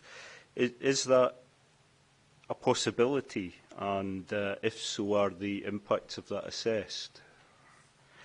I think we were talking about a notional 2-year construction contract at various points last week. So there's work going on at the moment to look at how we might package schemes as they come out of the statutory processes. Some of it will be influenced by how schemes are funded as well. So we're effectively looking at capital funding or private finance funding, which would tend to group schemes into slightly bigger schemes. And obviously the disruption and the management of traffic through those schemes will be a material consideration in that exercise. But I don't have an answer for you at the moment. There's still quite a bit of work to do on that. So I take from that that it is a possibility that this stretch might form part of a wider package. That's correct, but we can't know that at but we the don't minute. know for sure. Yeah. And in terms of assessment of construction impacts in the environmental statement, are those impacts predicated on a particular period or not? They will be predicated on the basis of the scheme going as a standalone scheme. With the associated construction period, I think we said it was 2 years. There is a cumulative impact assessment chapter in the environmental statement, which I'm probably not qualified to go into too much detail over, but it does recognise the scheme as part of a broader programme. But the extent that roadworks might be present over longer lengths on the programme is probably not something that's directly assessed in the environmental statement anyway.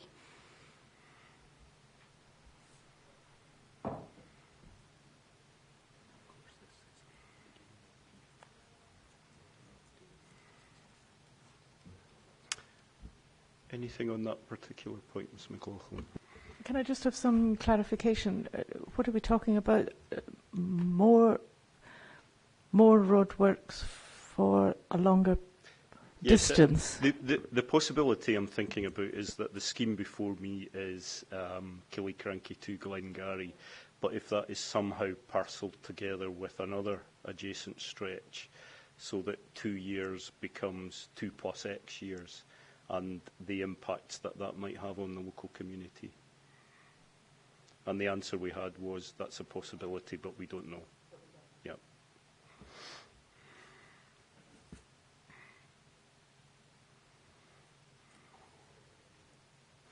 And finally, on the construction phase, bearing in mind that we've also already considered at the inquiry, noise and visual impacts and so on, and we will do for the individual properties following on from this.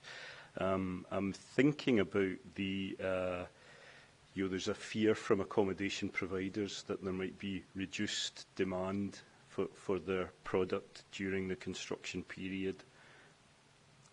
And that seems to be countered in some way by a proposition that contractor accommodation needs might make up some or all of that displacement. Starting with the group of objectors, any comments on that general proposition? I think Henrietta's probably better placed to speak about that, and Anne.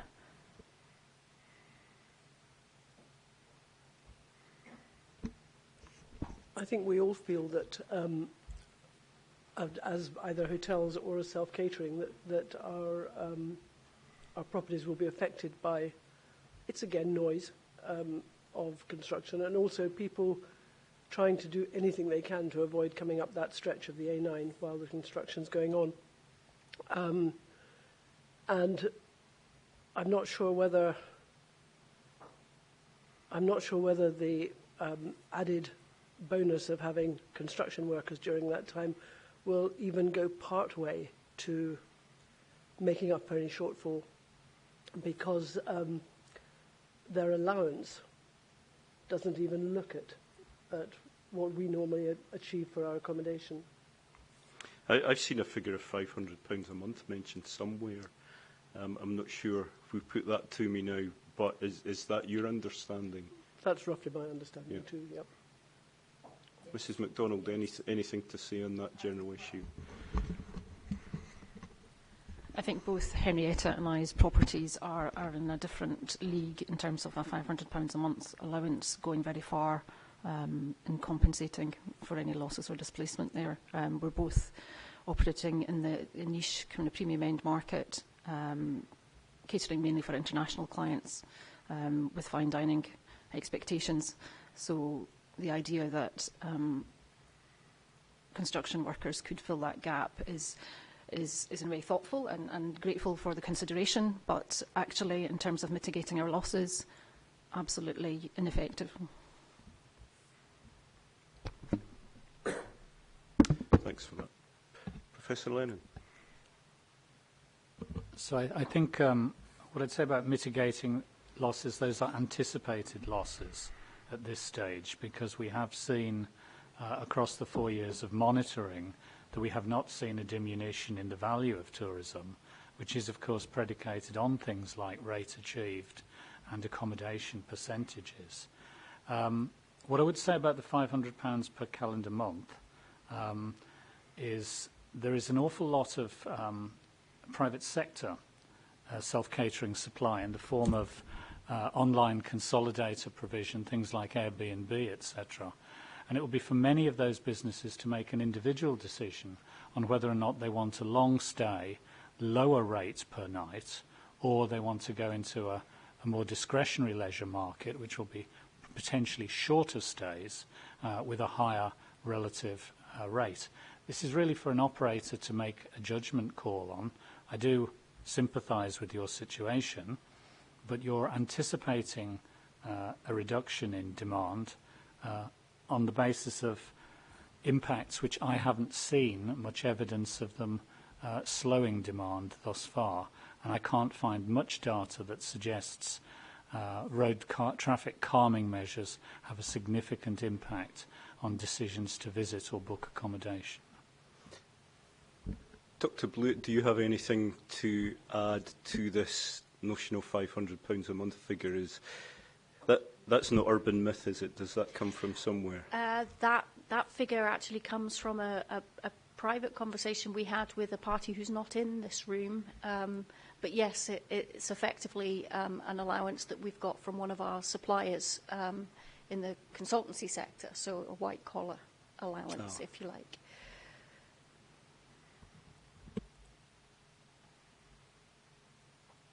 And presumably the accommodation needs of their workforce is a matter for the contractor to address one way or another, and that's not something Transport Scotland would involve itself in, presumably. No, that's correct. We would leave that to the contractor to resolve. If I could just add, in terms of accommodation spend alone, you must also think of other impacts coming from both white-collar and construction workers, not least food and beverage expenditure and expenditure on activities. And I know Jacobs have data that suggests such workers who are based in these locations often choose to stay over at the weekends, make use of local leisure facilities, and indeed bring friends and relatives up as part of this. So there is a multiplier that goes on with this kind of work-related accommodation demand, which we shouldn't ignore. Okay, before I move on from impacts during the construction period, anything to be added from either side? I think it was, it's in our statement anyway, that an objector in Killiecrankie who's not present stated that he had been told by Professor Lennon that his self-catering business can expect a 40% drop in turnover during construction. I know that's one particular owner-operator, but that's a serious drop that he was told to expect. And I noticed that Dr. Blewett at 3.7 in the hearing statement in tourism assures us that the impacts of construction are manageable. I just wonder if there's any way that we can, the Transport Scotland proposes that this particular objector manages an impact on that scale. If I can deal with the 40% figure, this one I do challenge, because at each of these meetings I was accompanied by a representative of Jacobs who took a detailed minute of all of the areas discussed, and it would be unlikely that I would make a claim with such a precise diminution in visitation. What the statement actually says is that there would be a drop of 40% in the period prior to construction, during construction, and for a time after construction. You know, the logic there baffles me, how there would be a diminution prior to construction.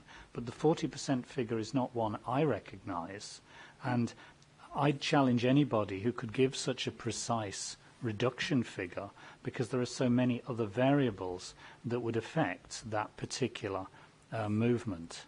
So it's not an easy one to get an equation from, and you could challenge that 40% quite easily.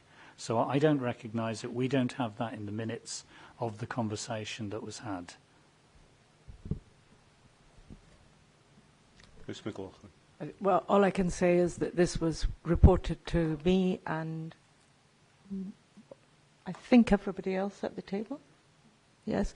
And the person in question realises that it wasn't minuted and regrets that it wasn't minuted, and he noticed that afterwards. But he tells me that he had a number of conversations about this, I think also with Dr. Blewett. So I'm just reporting what he said. Okay. Thanks for that. I think we've taken that one as far as we can. So moving on to item 5 on the agenda, which is ongoing tourism impacts following completion of the scheme, i.e. in the operational period of the dualled road.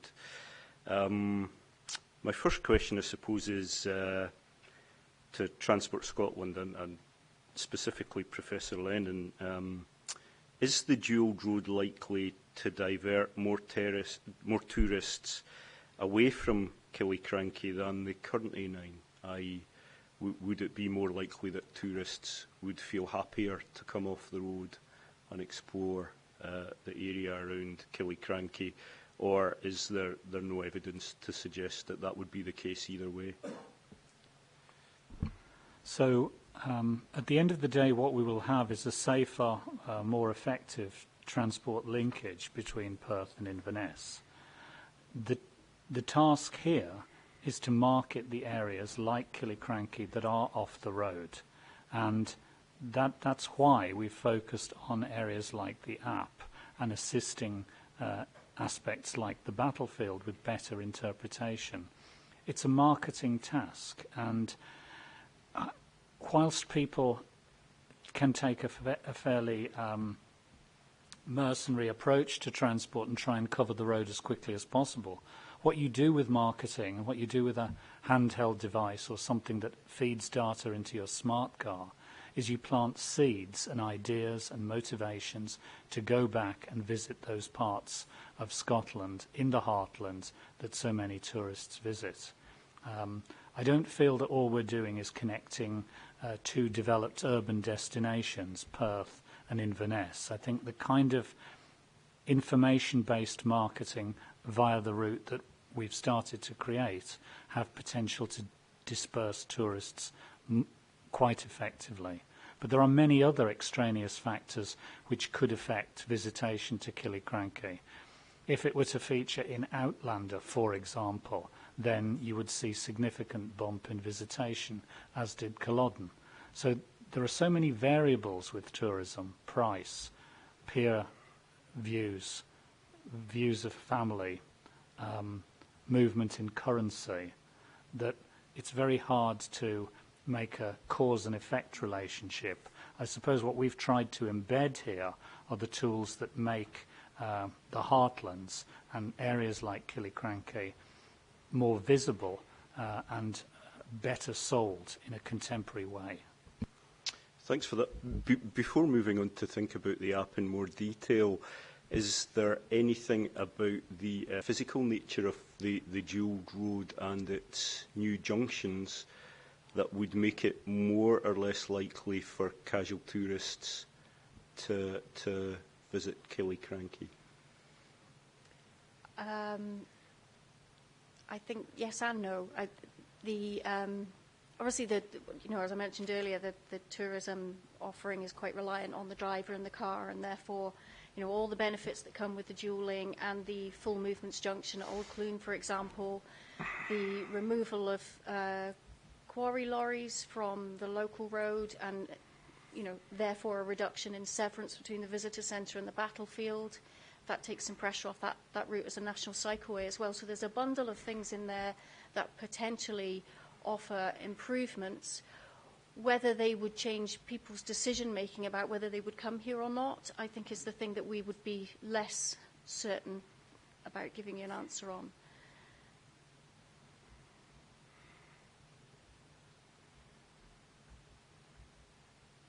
Anything from the objector's side on that?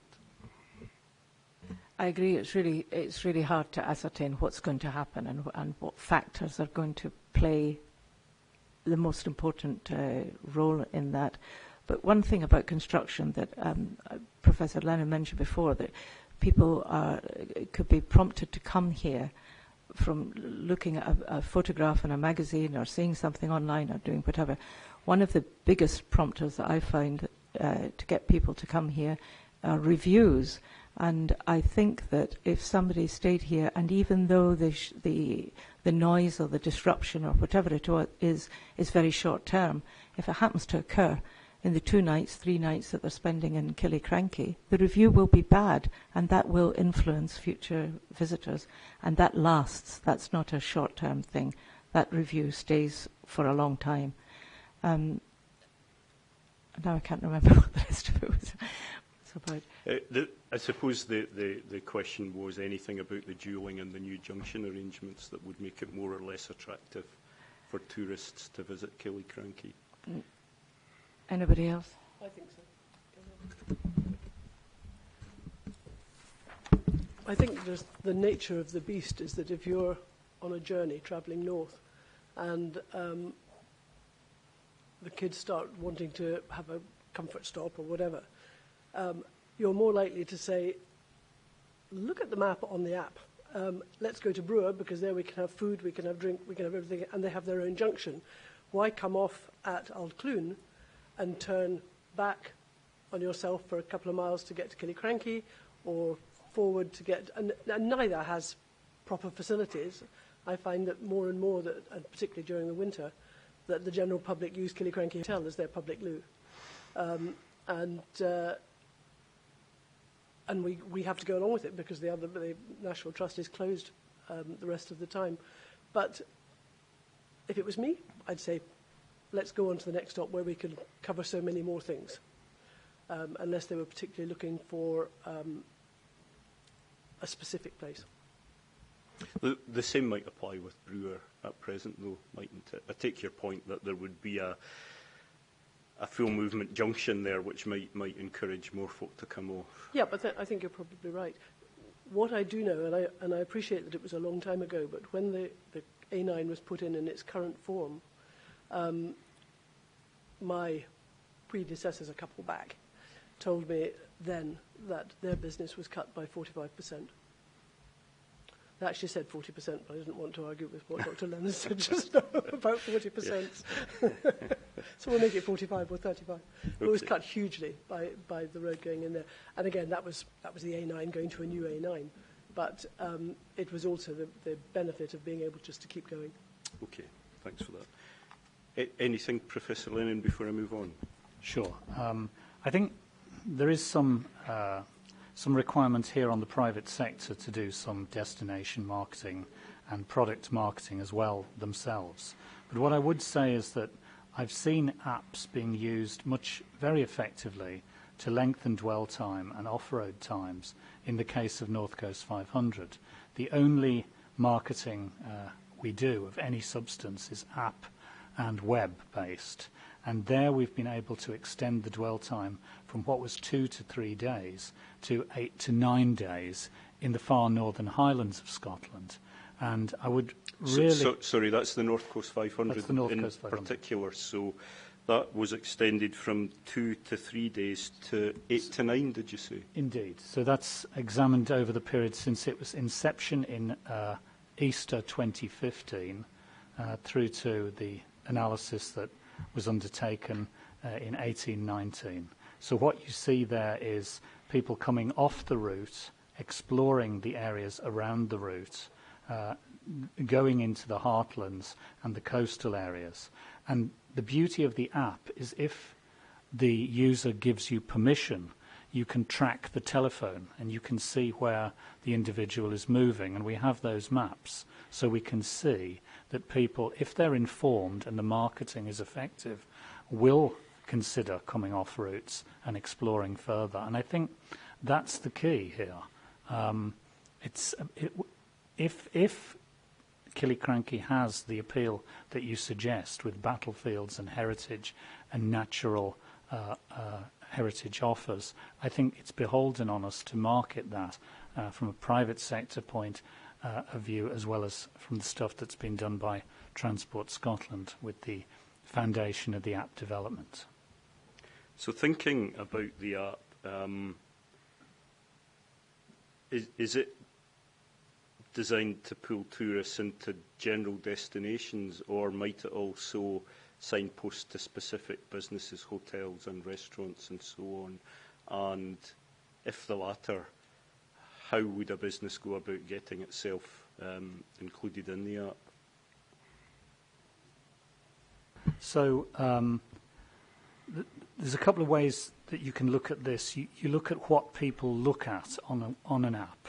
So if you just have a listing of hotels and accommodation providers, that's fairly utilitarian. In fact, what they tend to look at are things like best viewpoints, locations of TV dramas, Outlander locations, best places to bring kids when it's raining. Those kind of channels work particularly well. Best ice cream, luxury, bargain, those categories as well as the utilitarian ones. But you also put small towns of the A9 and off the A9 on there, and we also list businesses on the A9. And the beauty of the app is you can always extend it. So if you miss a category, Monroe bagging, forest walks, you can add that at a later stage. So it gives much more flexibility. But in answer to your question, yes, businesses can list free. They write their own narrative, provide their own pictures for upload. So it gives them another marketing channel in the contemporary way. I don't know if Joe wants to add. Okay. And I took it from what was in the hearing statement that Killiecrankie isn't currently a location on the Discovery app. And I was just wondering why not, and how could it become one? It's a simple oversight, which hopefully I think we've resolved between us. That I think, Mr. Barr, you're going to provide some copy, is that right, to the developer? Yeah, it was just missed. Yeah, coincidentally, I got an email today from the people organising the site to say that they have started work on Killiecrankie. I'll just see what the exact wording is. They've started. It's something I've tried to get going. I don't want to take any undue credit for this, but I've tried to get it going. We are starting to write up Killiecrankie Village and Killiecrankie Walks points of interest today. And we've tried to get Killiecrankie onto the app for quite at least a year. I seem to remember that I was told that it wasn't on there because there wasn't much to do there. That was the original statement that was made to me, but it's not been minuted. It's just in my mind. But I have provided, or information has been provided about what to do, all the different attractions of the Killiecrankie area, quite a lot of background on the history of the area, where to go, what to do. There is stuff on the, there is information on the app which relates to Killiecrankie, but only if you put Killiecrankie into the search mechanism. And that was because we filled in information for Blair Athol and introduced hidden gems and that sort of thing, which included parts of Killiecrankie, but Killiecrankie never stood alone on its own as a destination. So far as timing is concerned, we have a thing in Blair Athol called the History Trail, and at least a year ago, information was provided, photographs, text, and that was going to be put onto the app. Well, to date, nothing has been done about that. So it's really, I know that there are other aspects to other apps that you're dealing with, the man Ian McNeil is dealing with, but it's just unfortunate that all that information has been provided, but nothing at the moment has been forthcoming for Killiecrankie specifically. Okay, I mean, I can absolutely follow that up. I mean, my understanding was that the information for Killiecrankie sort of fell between Highland Discovery and the Walking app, and therefore was just missed. It was just a simple matter of it being missed. But if there are other issues that need to be followed up, I can follow them up if you let me. Well, my last email to him was to say, please send us a text so we know what's going in, because we've got 2 or 3 other items we'd like to add to that. So hopefully that'll come back, we can add it, and then it's all go. Yeah. Right. Okay. The other question that we wanted to ask was, you talk about 10,000 downloads, or was it 100? 10,000 downloads of the app. Is that over a period of a year or since its inception? I think it's to date. So I'm trying to remember when it was fully launched, which was probably 18 months ago. Yeah. And I think what's interesting with the downloads is we can trace where the app is being downloaded and how long people are retaining the app on their phones. The industry norm is being exceeded significantly. A lot of people download apps and then delete them quite quickly. This app, because it has so much information and other channels indeed, everything from music to storytelling for kids in the back of the car, is actually being retained. But what's interesting is the scale of international downloads that it's getting. And I do want to be clear, Killiecrankie wasn't missed. It is in as a small town of the Highlands, and indeed the battlefield is also mentioned currently. But you're absolutely right, visibility could increase, and the categories in which it features could be more prominent, and we will do everything to make that happen, as Dr. Blewett says. And in terms of, say, accommodation providers, that would be contained in there somewhere, and it's up to the providers to provide their details to the app developers, is it? Yeah, that's how it works, and there's no commission-based marketing, so it's not like being on a online consolidator of accommodation supply.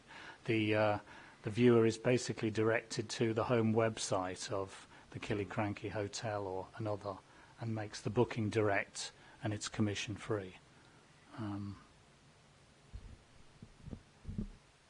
And in terms of the longer-term future of that app, that's funded by Transport Scotland, is how I understand it. And there's a commitment for that to be maintained? Yes, that's right. We funded the initial development, the same for the walking app, and there'll be funding just to keep that maintained. But I think the developer will be looking at a model where they become self-sufficient effectively. We sort of kickstart it, and then they develop from there. And just sort of developing that theme,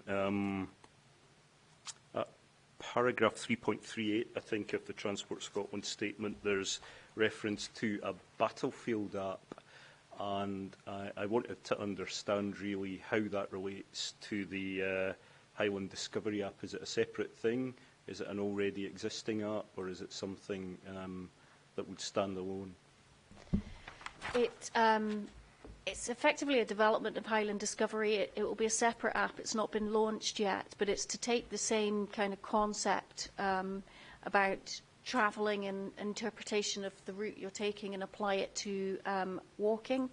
And the battlefield, you know, is a great example of how we can try and make that technology work as well. So same kind of idea, but for the pedestrian, and it's an extension of work that the developer has been doing, I think, for Stirling Council, where it's looking more at, you know, what's the experience of the person walking around the city centre. So and would the app relate to the Killiecrankie battlefield, or is it proposed that it would be that it would cover more battlefields or other battlefields? No, it was very much focused on Killiecrankie, and it's the idea of trying to animate and give a narrative behind the essentially the green space, which has very limited traditional interpretation or indeed signage. So to get the visibility up, that was the idea of trying to, and it is a task, whether it's Culloden or whether it's Glencoe. You're looking at an open space, often a field, to try and imagine the past, the narrative of the past, without an event or a lot of expensive interpretation is quite hard, and that's where the app comes in. It's a Killiecrankie battlefield app, and it gives more visibility, I would say, to Killiecrankie per se, because you feature on that, and you also feature more prominently, we hope, on the Highland Discovery app. So it would link from the Highland Discovery app? It's very easy to make the link, yes, to download across and to link back into businesses.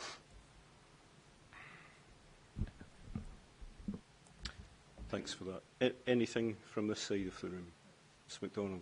I'd like to explore the Highland Discovery app a little more.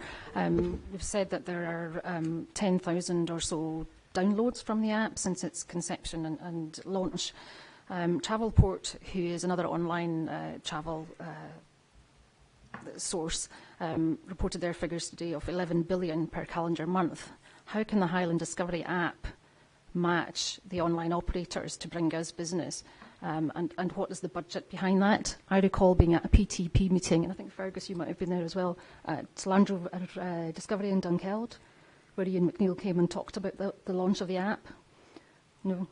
Well, there was definitely people from Jacobs there, and there's a specific question from the individual enterprises asking what this was costing, as we all felt it wasn't a good idea, given the resources could have been spent elsewhere.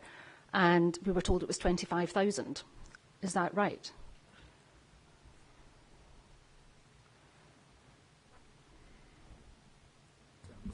No, that's not correct. It was a bigger number than that. I don't have an exact number, but it's a bigger number than that. I'm not sure I need to know the figure for that. I mean, that's certainly something that you might wish to have direct discussions with Transport Scotland over. I mean, the general proposition about the Highland Discovery app and I suppose the Battlefield app, I just took that to be a good thing.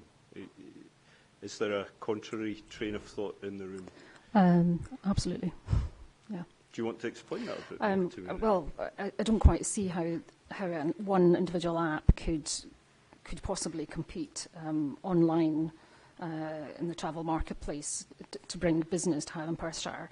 The ongoing SEO costs of an app, I mean, I don't know what your marketing budget is per year in terms of the forward plan, but is it significant, or is it just to maintain what's there already? Because SEO is really important in terms of travel and getting new business.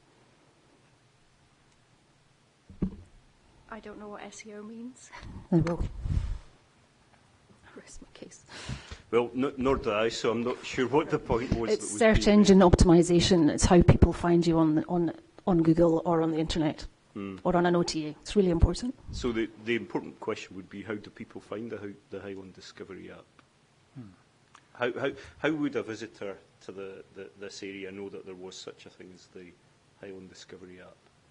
Okay, so there's two things here. There's the amount of downloads of the app to date, and the figure you've got is for about 8 to 10 months during the building period.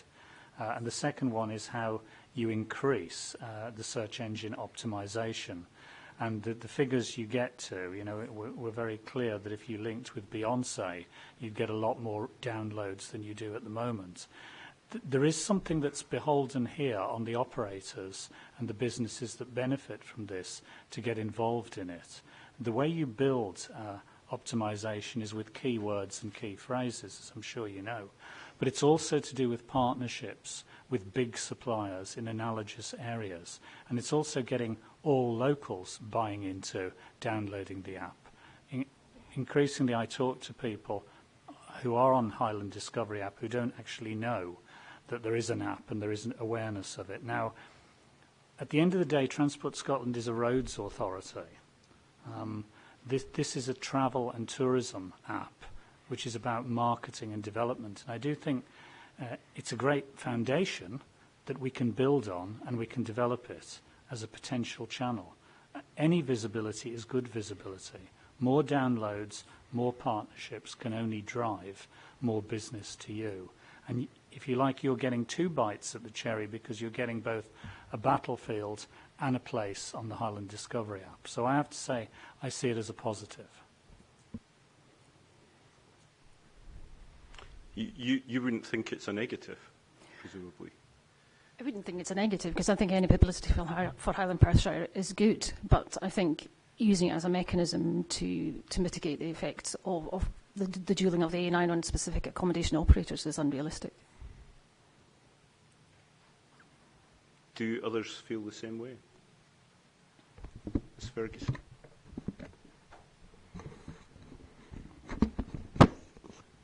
I'm a dinosaur, let me make that clear at the beginning. I don't particularly understand. I mean, I know how an app works, but I find, just yesterday I thought, let's just see if I can find us on this. I went on to the general map, and I found there were lovely little blue blips for Aberfeldy, for Dalwhinnie, for Blairgowrie. There was absolutely nothing on that map to highlight Pitlochry, Killiecrankie, Blair Athol, anything up until you get to Dalwhinnie. If I put in Killiecrankie, yep, there were 6 things, which included me, the bungee jump, etc., National Trust. I think Secret Bothy was on there too, just anything that came up with Killiecrankie. But if I was tootling up the A9, thinking, where shall I go and stay, in the area, if I clicked on Pitlochry or Killiecrankie or anything like that, nothing happened. So you had to actually put in Killiecrankie or Pitlochry or Blair Athol. And surely it should be much more interactive than that, in order to have an effect. Because at the moment it has no effect at all. I realise it's in development. I'm not sure what stage of development it's in. But at the moment, it's not a very effective app for us.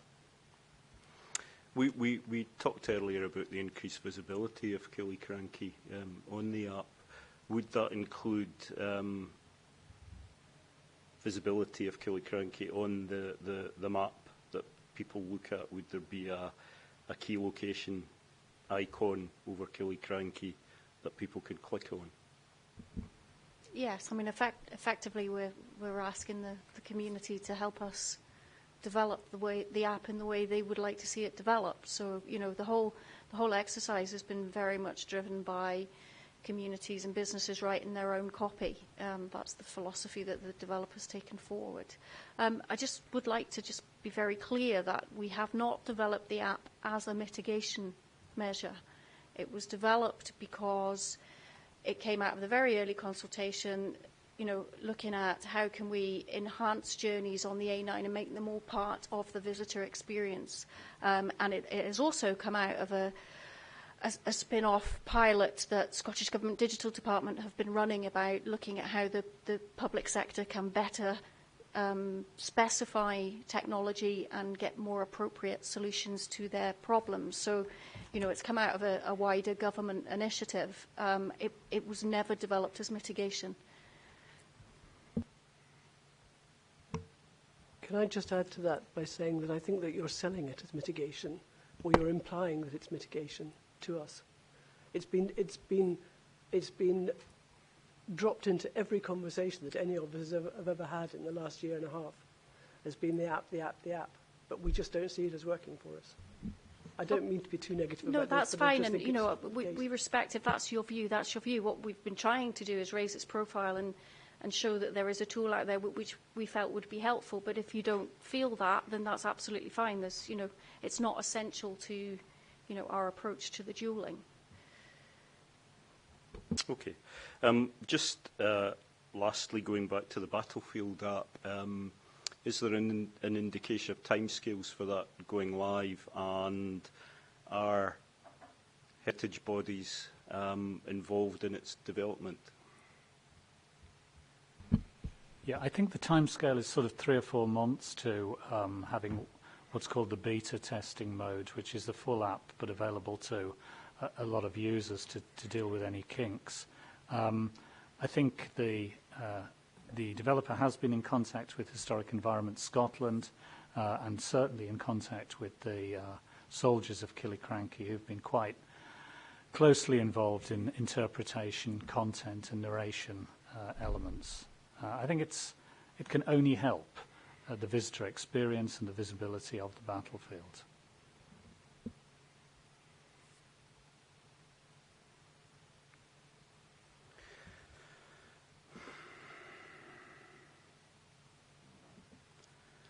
And the last point I had on this topic is in relation to quarry traffic, and it was mentioned a little earlier, I think.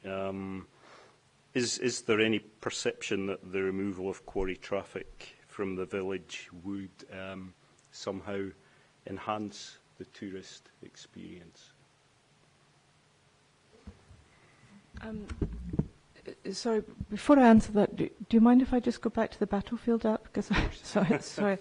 I know that it's just been stated that the tourism app isn't mitigation, and we shouldn't have understood that that was the case.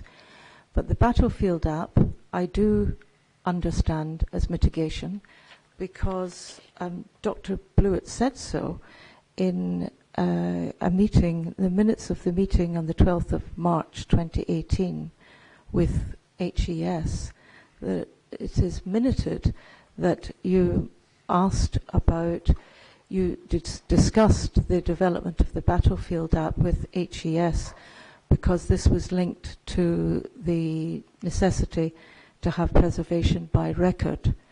And as far as I can understand, and others that I've spoken to about the Battlefield, we thought that this was a move by Transport Scotland deliberately and rightly to keep a preservation by record and utilise that within the Battlefield app.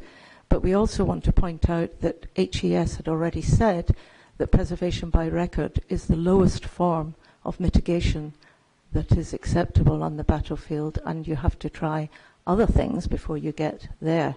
All that's documented. I know that that's all really for session 1, but I just want to point out that as far as everybody's understood, the battlefield app is part of that mitigation related to preservation by record. I haven't got the minute in front of me. I don't recall it being linked to preservation by record. I would say it was an enhancement, though, for sure. And we talked last week about obligations to make sure that you're undertaking enhancements on battlefields, and that would be one of those things. And Mr. Dempsey explained how there is an intention to have other things. If you like, I've got the reference here. It's TS408 spot 44. It's note 5, any other business, page 194 on the PDF. Okay, thanks for that. I've noted that. Yes, quarry traffic. I think your question was, will removal of the quarry traffic enhance the travelling experience, tourist experience?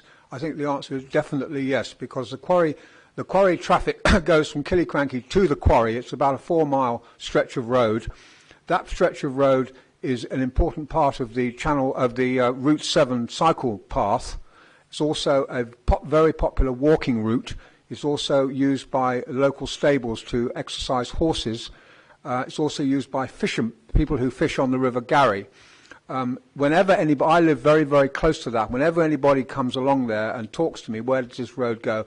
Watch out for quarry traffic. That's always the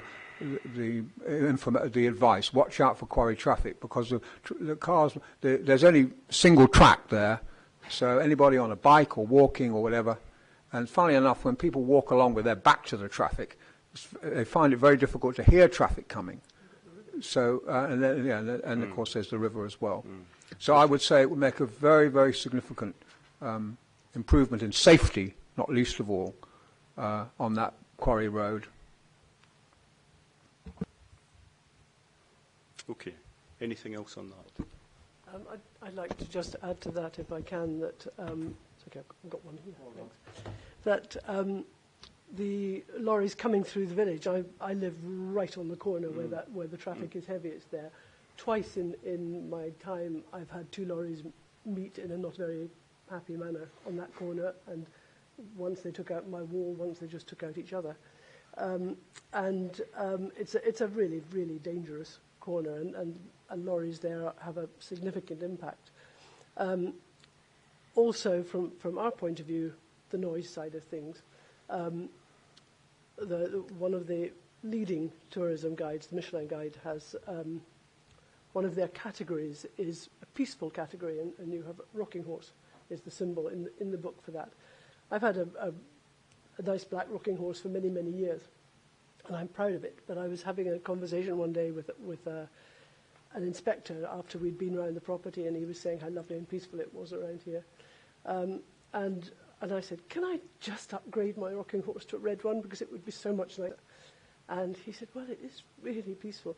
At which point, 2 lorries met on that corner, and a train went into the tunnel in Killiecrankie with a toot. And that was the end of my red rocking horse. I've remained black ever since. So there is no question that the lorries would make a big difference to all of us. Okay.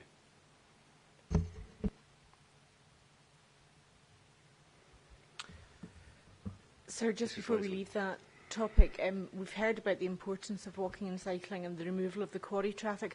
I wondered if I could just briefly ask Mr. Robertson to comment on other aspects of the design of the scheme that will assist those on foot and on cycle. Yes, Mr. Robertson. Thank you. There's a number of specific locations within the length of the proposed scheme which consider pedestrians, walkers, cyclists, most local to Killiecrankie, and as we discussed last week, the local path that links the village to the memorial cairn, part of the proposed scheme ensures that that link is retained, and as I said last week, where it conflicts with the proposed scheme, localised realignment of part of that local path forms part of the proposed scheme. Moving a little bit further northwest, the Tulloch Hill, the right-of-way that currently crosses the existing single carriageway at grade. The Blair Athol and Struan Community Council were very keen to discuss that particular right-of-way at all stages of the scheme development. And as part of the proposed scheme, the right-of-way that crosses the A9 at that location will be a grade-separated crossing point, therefore introducing safety improvements for pedestrians, walkers who are currently walking between Blair Athol and Tulloch Hill. Moving further up the scheme at Pittledonach near Brewer, the overbridge the new overbridge, that will cross the River Garry in proximity to Brewer, will allow pedestrian access from one side of the river to the other. Through our consultation at stage 2 and stage 3, we were made aware that between the footbridge at Blair Athol and the crossing point at Struan, there was previously a pedestrian overbridge that washed away at a point in the past. Therefore, this particular bridge will allow another pedestrian crossing point of the river. Moving a little bit further north up to Calveen, where we were aware from consultation that there's a long distance walking path referred to as the Minigig Pass, which links Calveen all the way across to Speyside. Again, the proposed scheme replaces an at-grade crossing of the A9 with a grade-separated underpass. And then finally, this one's more appropriate to cycling. North of Calveen, the National Cycle Network 7 shares the alignment of the historic route of the A9. There's an existing bridge at Dalnameen, which is showing obvious signs of degradation. Half of the cross-section has been closed off. The proposed scheme will build a new bridge to link one side of the National Cycle Network 7 to the other side as it crosses the Andir watercourse. Okay, thanks for that. Anything on that specific contribution? Ms MacDonald.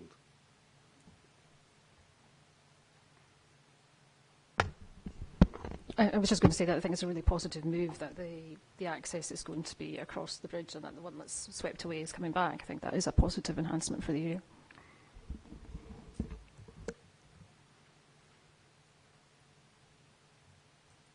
Mr. Bax. I was just wondering whether consideration might be given to upgrading. We talked earlier about the problem with linking the visitor centre with the battlefield and the lack of signage and all the rest of it. Whether some consideration might be given to making a direct link between the visitor centre and the Tomb Clavers and the path network, possibly even by having a pedestrian bridge under the new Glenganeg underbridge. Sorry, the Glenganeg underbridge.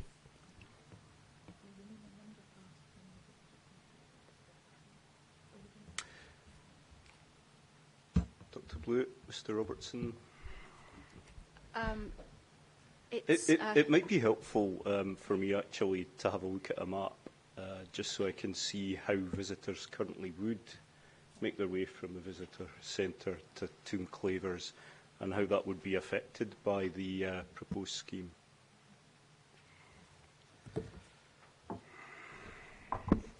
Can I just say at this point that the pedestrian route from Tomb Clavers coming through Urrad, the part of the network, is a very sporadically, let's say, maintained path between two fences, and most of the time you're up to your armpits in long grass or mud. So it's not terribly satisfactory as it is.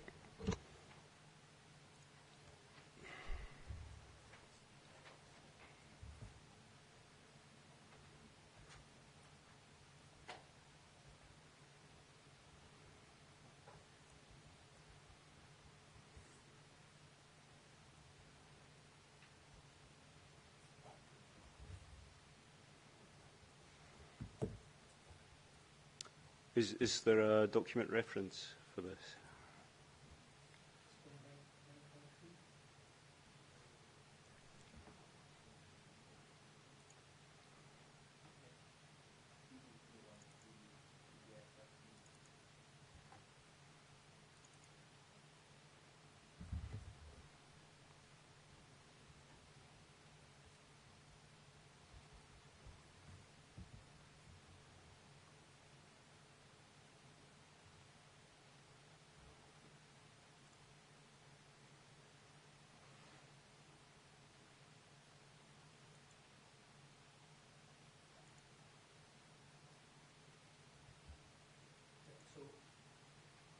Figure 9.2 on the screen. That shows the existing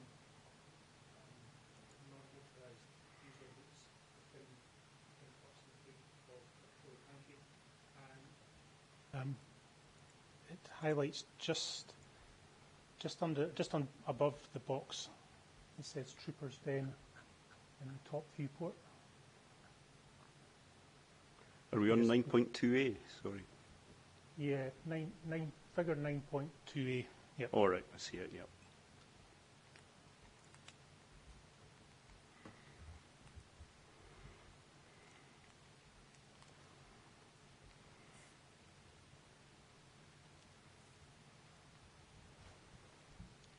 Yeah, so the visitor centre is just at this location here, and you've got the B8079, which runs down into Killiecrankie. That currently is the National Cycle Network 7, and either side of the Altgreneg watercourse. If you could just scroll up a little bit. Yeah, this local path is the local path that leads up towards the A9 and continues on through the battlefield. If we just actually scroll down to the next page, page 2, you can see the continuation of that local path to the right-hand side of the Killiecrankie Battlefield Memorial Field, and then and in proximity to the Glengreneg underpass, that then takes a left-hand turn and then crosses generally through the battlefield. That's running parallel to the existing A9? Yes, yeah. And it's within the length between the Altgreneg underbridge and the Glengreneg underpass that the proposed scheme, where the proposed scheme earthworks in conflict with the existing alignment of that path, there is allowance within the design for localised realignment of that local path. The viewport immediately below that, now granted this is for the stage 3 design, but to show you an example within the stage 3 design is the magenta coloured line that runs generally within the footprint of the works. Here, the red line there, that's the line of the existing local path. And within the stage 3 design, the conflict point started here and ended at that point there. And therefore, you can see within the DMRB stage 3 design, there was an allowance as part of the design to connect those 2 points.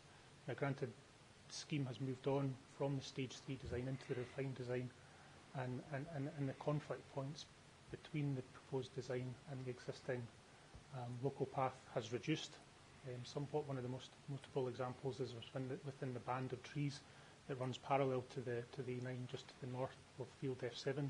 That's one location where the existing alignment of that local path now lies with outside the extent of the works.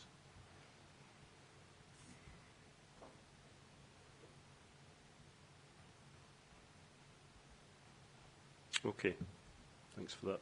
And Mr. Bax's point was whether there might be a consideration of linking that section of the core path directly to Skirmish Field with the provision of a pedestrian facility at the Glengeneg bridge. That would link then to the access track to the Suds Basin and would come out directly opposite the current visitor centre.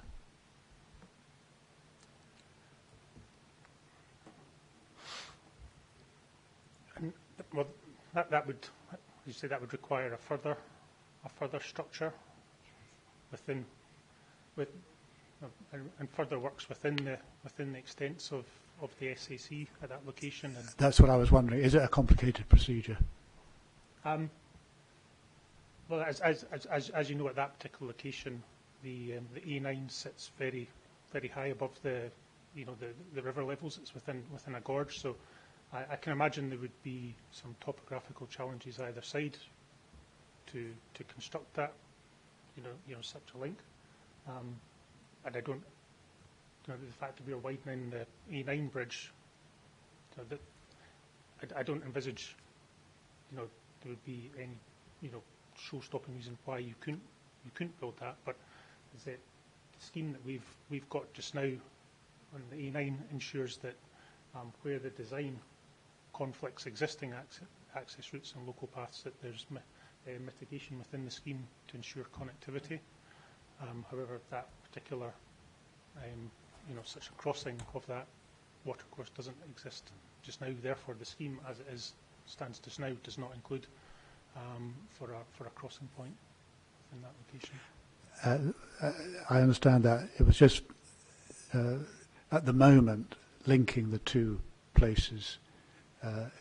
It does involve walking down a stretch of the road which is quite narrow, going through the hotel, coming out of the village.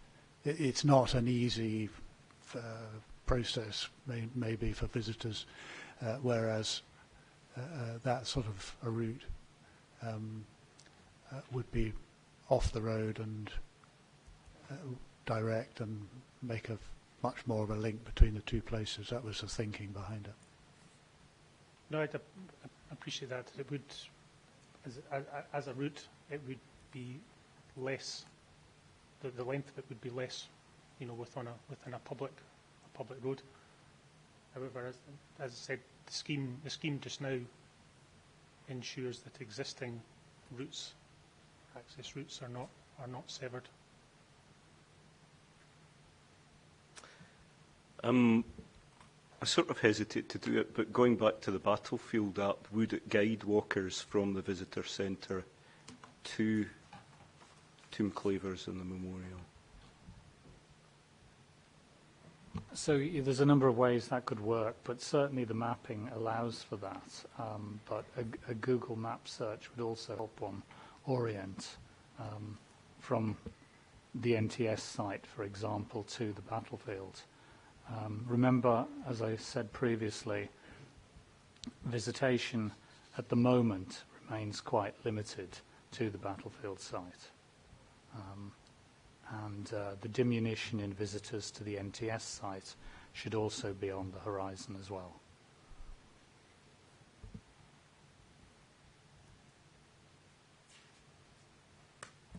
Okay, thanks for that. Mr. Bax. Just not really, perhaps of great relevance, but it may interest you that the community are talking to the NTS about their plans, and the NTS have indicated that they're looking at 3 different scenarios. One is to close the site and, well, not close it, but rather to close the visitor centre and just have a car park there.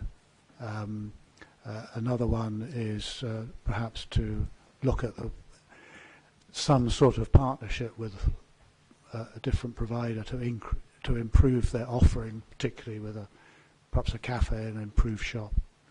And the third is perhaps to look at getting somebody completely different in to operate the centre.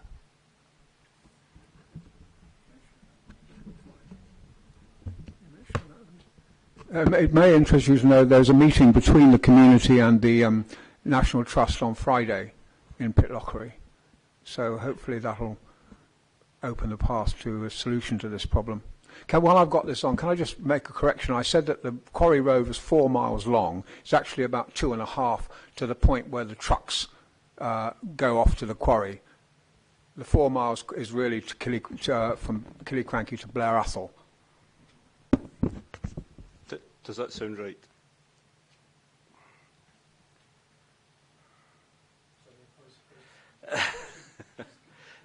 Perhaps you could repeat that, Mr. Barr. Mr. Barr was clarifying what he'd said about the length of, or the distance that quarry traffic journeys on the local road. Yeah, when I mentioned the quarry traffic road, I talked about it being 4 miles long. It's actually 4 miles from about Killiecrankie to Blair Athol, but part of that is on a private road which is not accessible by trucks. So it's really about 2 miles, 2.5 miles long, that particular stretch of road. Yes, that matches my understanding of the length. I think it's referred to as the U167 Strathgarry Road between Killiecrankie and where it meets, yeah, we call it where it approaches the Essingall Underbridge next to it. It's known as the Quarry Road, yes, locally. Yeah. Okay, thanks for that. Now, I've gone through all of the questions I had based on the hearing statements that were submitted. If I haven't asked a question about something, don't worry about it. That just indicates that I've understood what the parties have had to say. So before I close the hearing session, is there anything that either side desperately wants to say to me before closing? And I'll take the objectors first.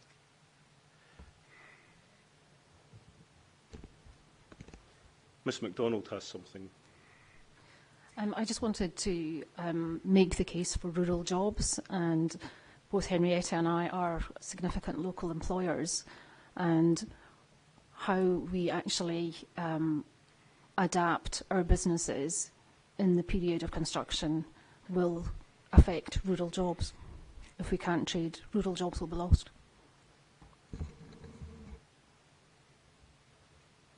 Thanks for that. Anyone else?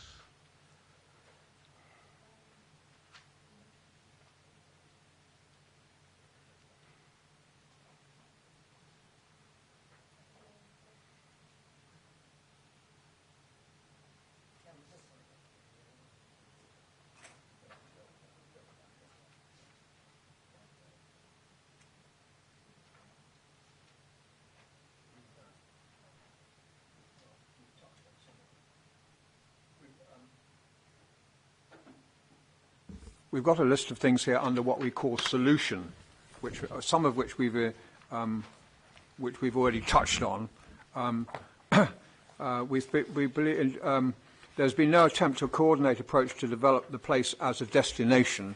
We've talked about that. But we think this could be rectified by investing in a new visitor centre with educational business outreach, replacing a national trust as operator, but of course that's going to be discussed on Friday.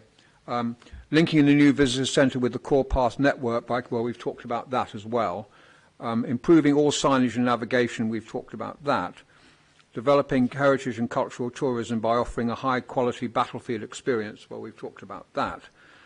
Coordinating this initiative with Blair Castle and Clare Donachie Museum from the point of view of ancestry, and incorporating the Jacobite Trail into the experience, and that's the start of the Jacobite Trail, is Killiecrankie. So those are things that we believe this kind of investment will put Killiecrankie back on the tourism map and create jobs and improve footfall and so on. So that's a sort of positive approach to the situation. Okay, thanks for that. And any final words from Transport Scotland?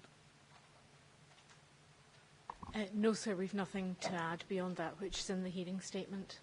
Perfect. In that case, thanks all for that. That was very good progress, and I got lots of good clarification there. So we'll finish for lunch.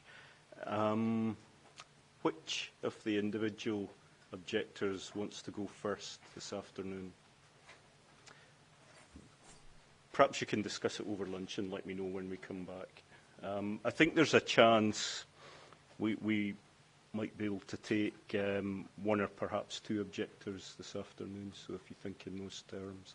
So we'll break until 2 o'clock. Thank you.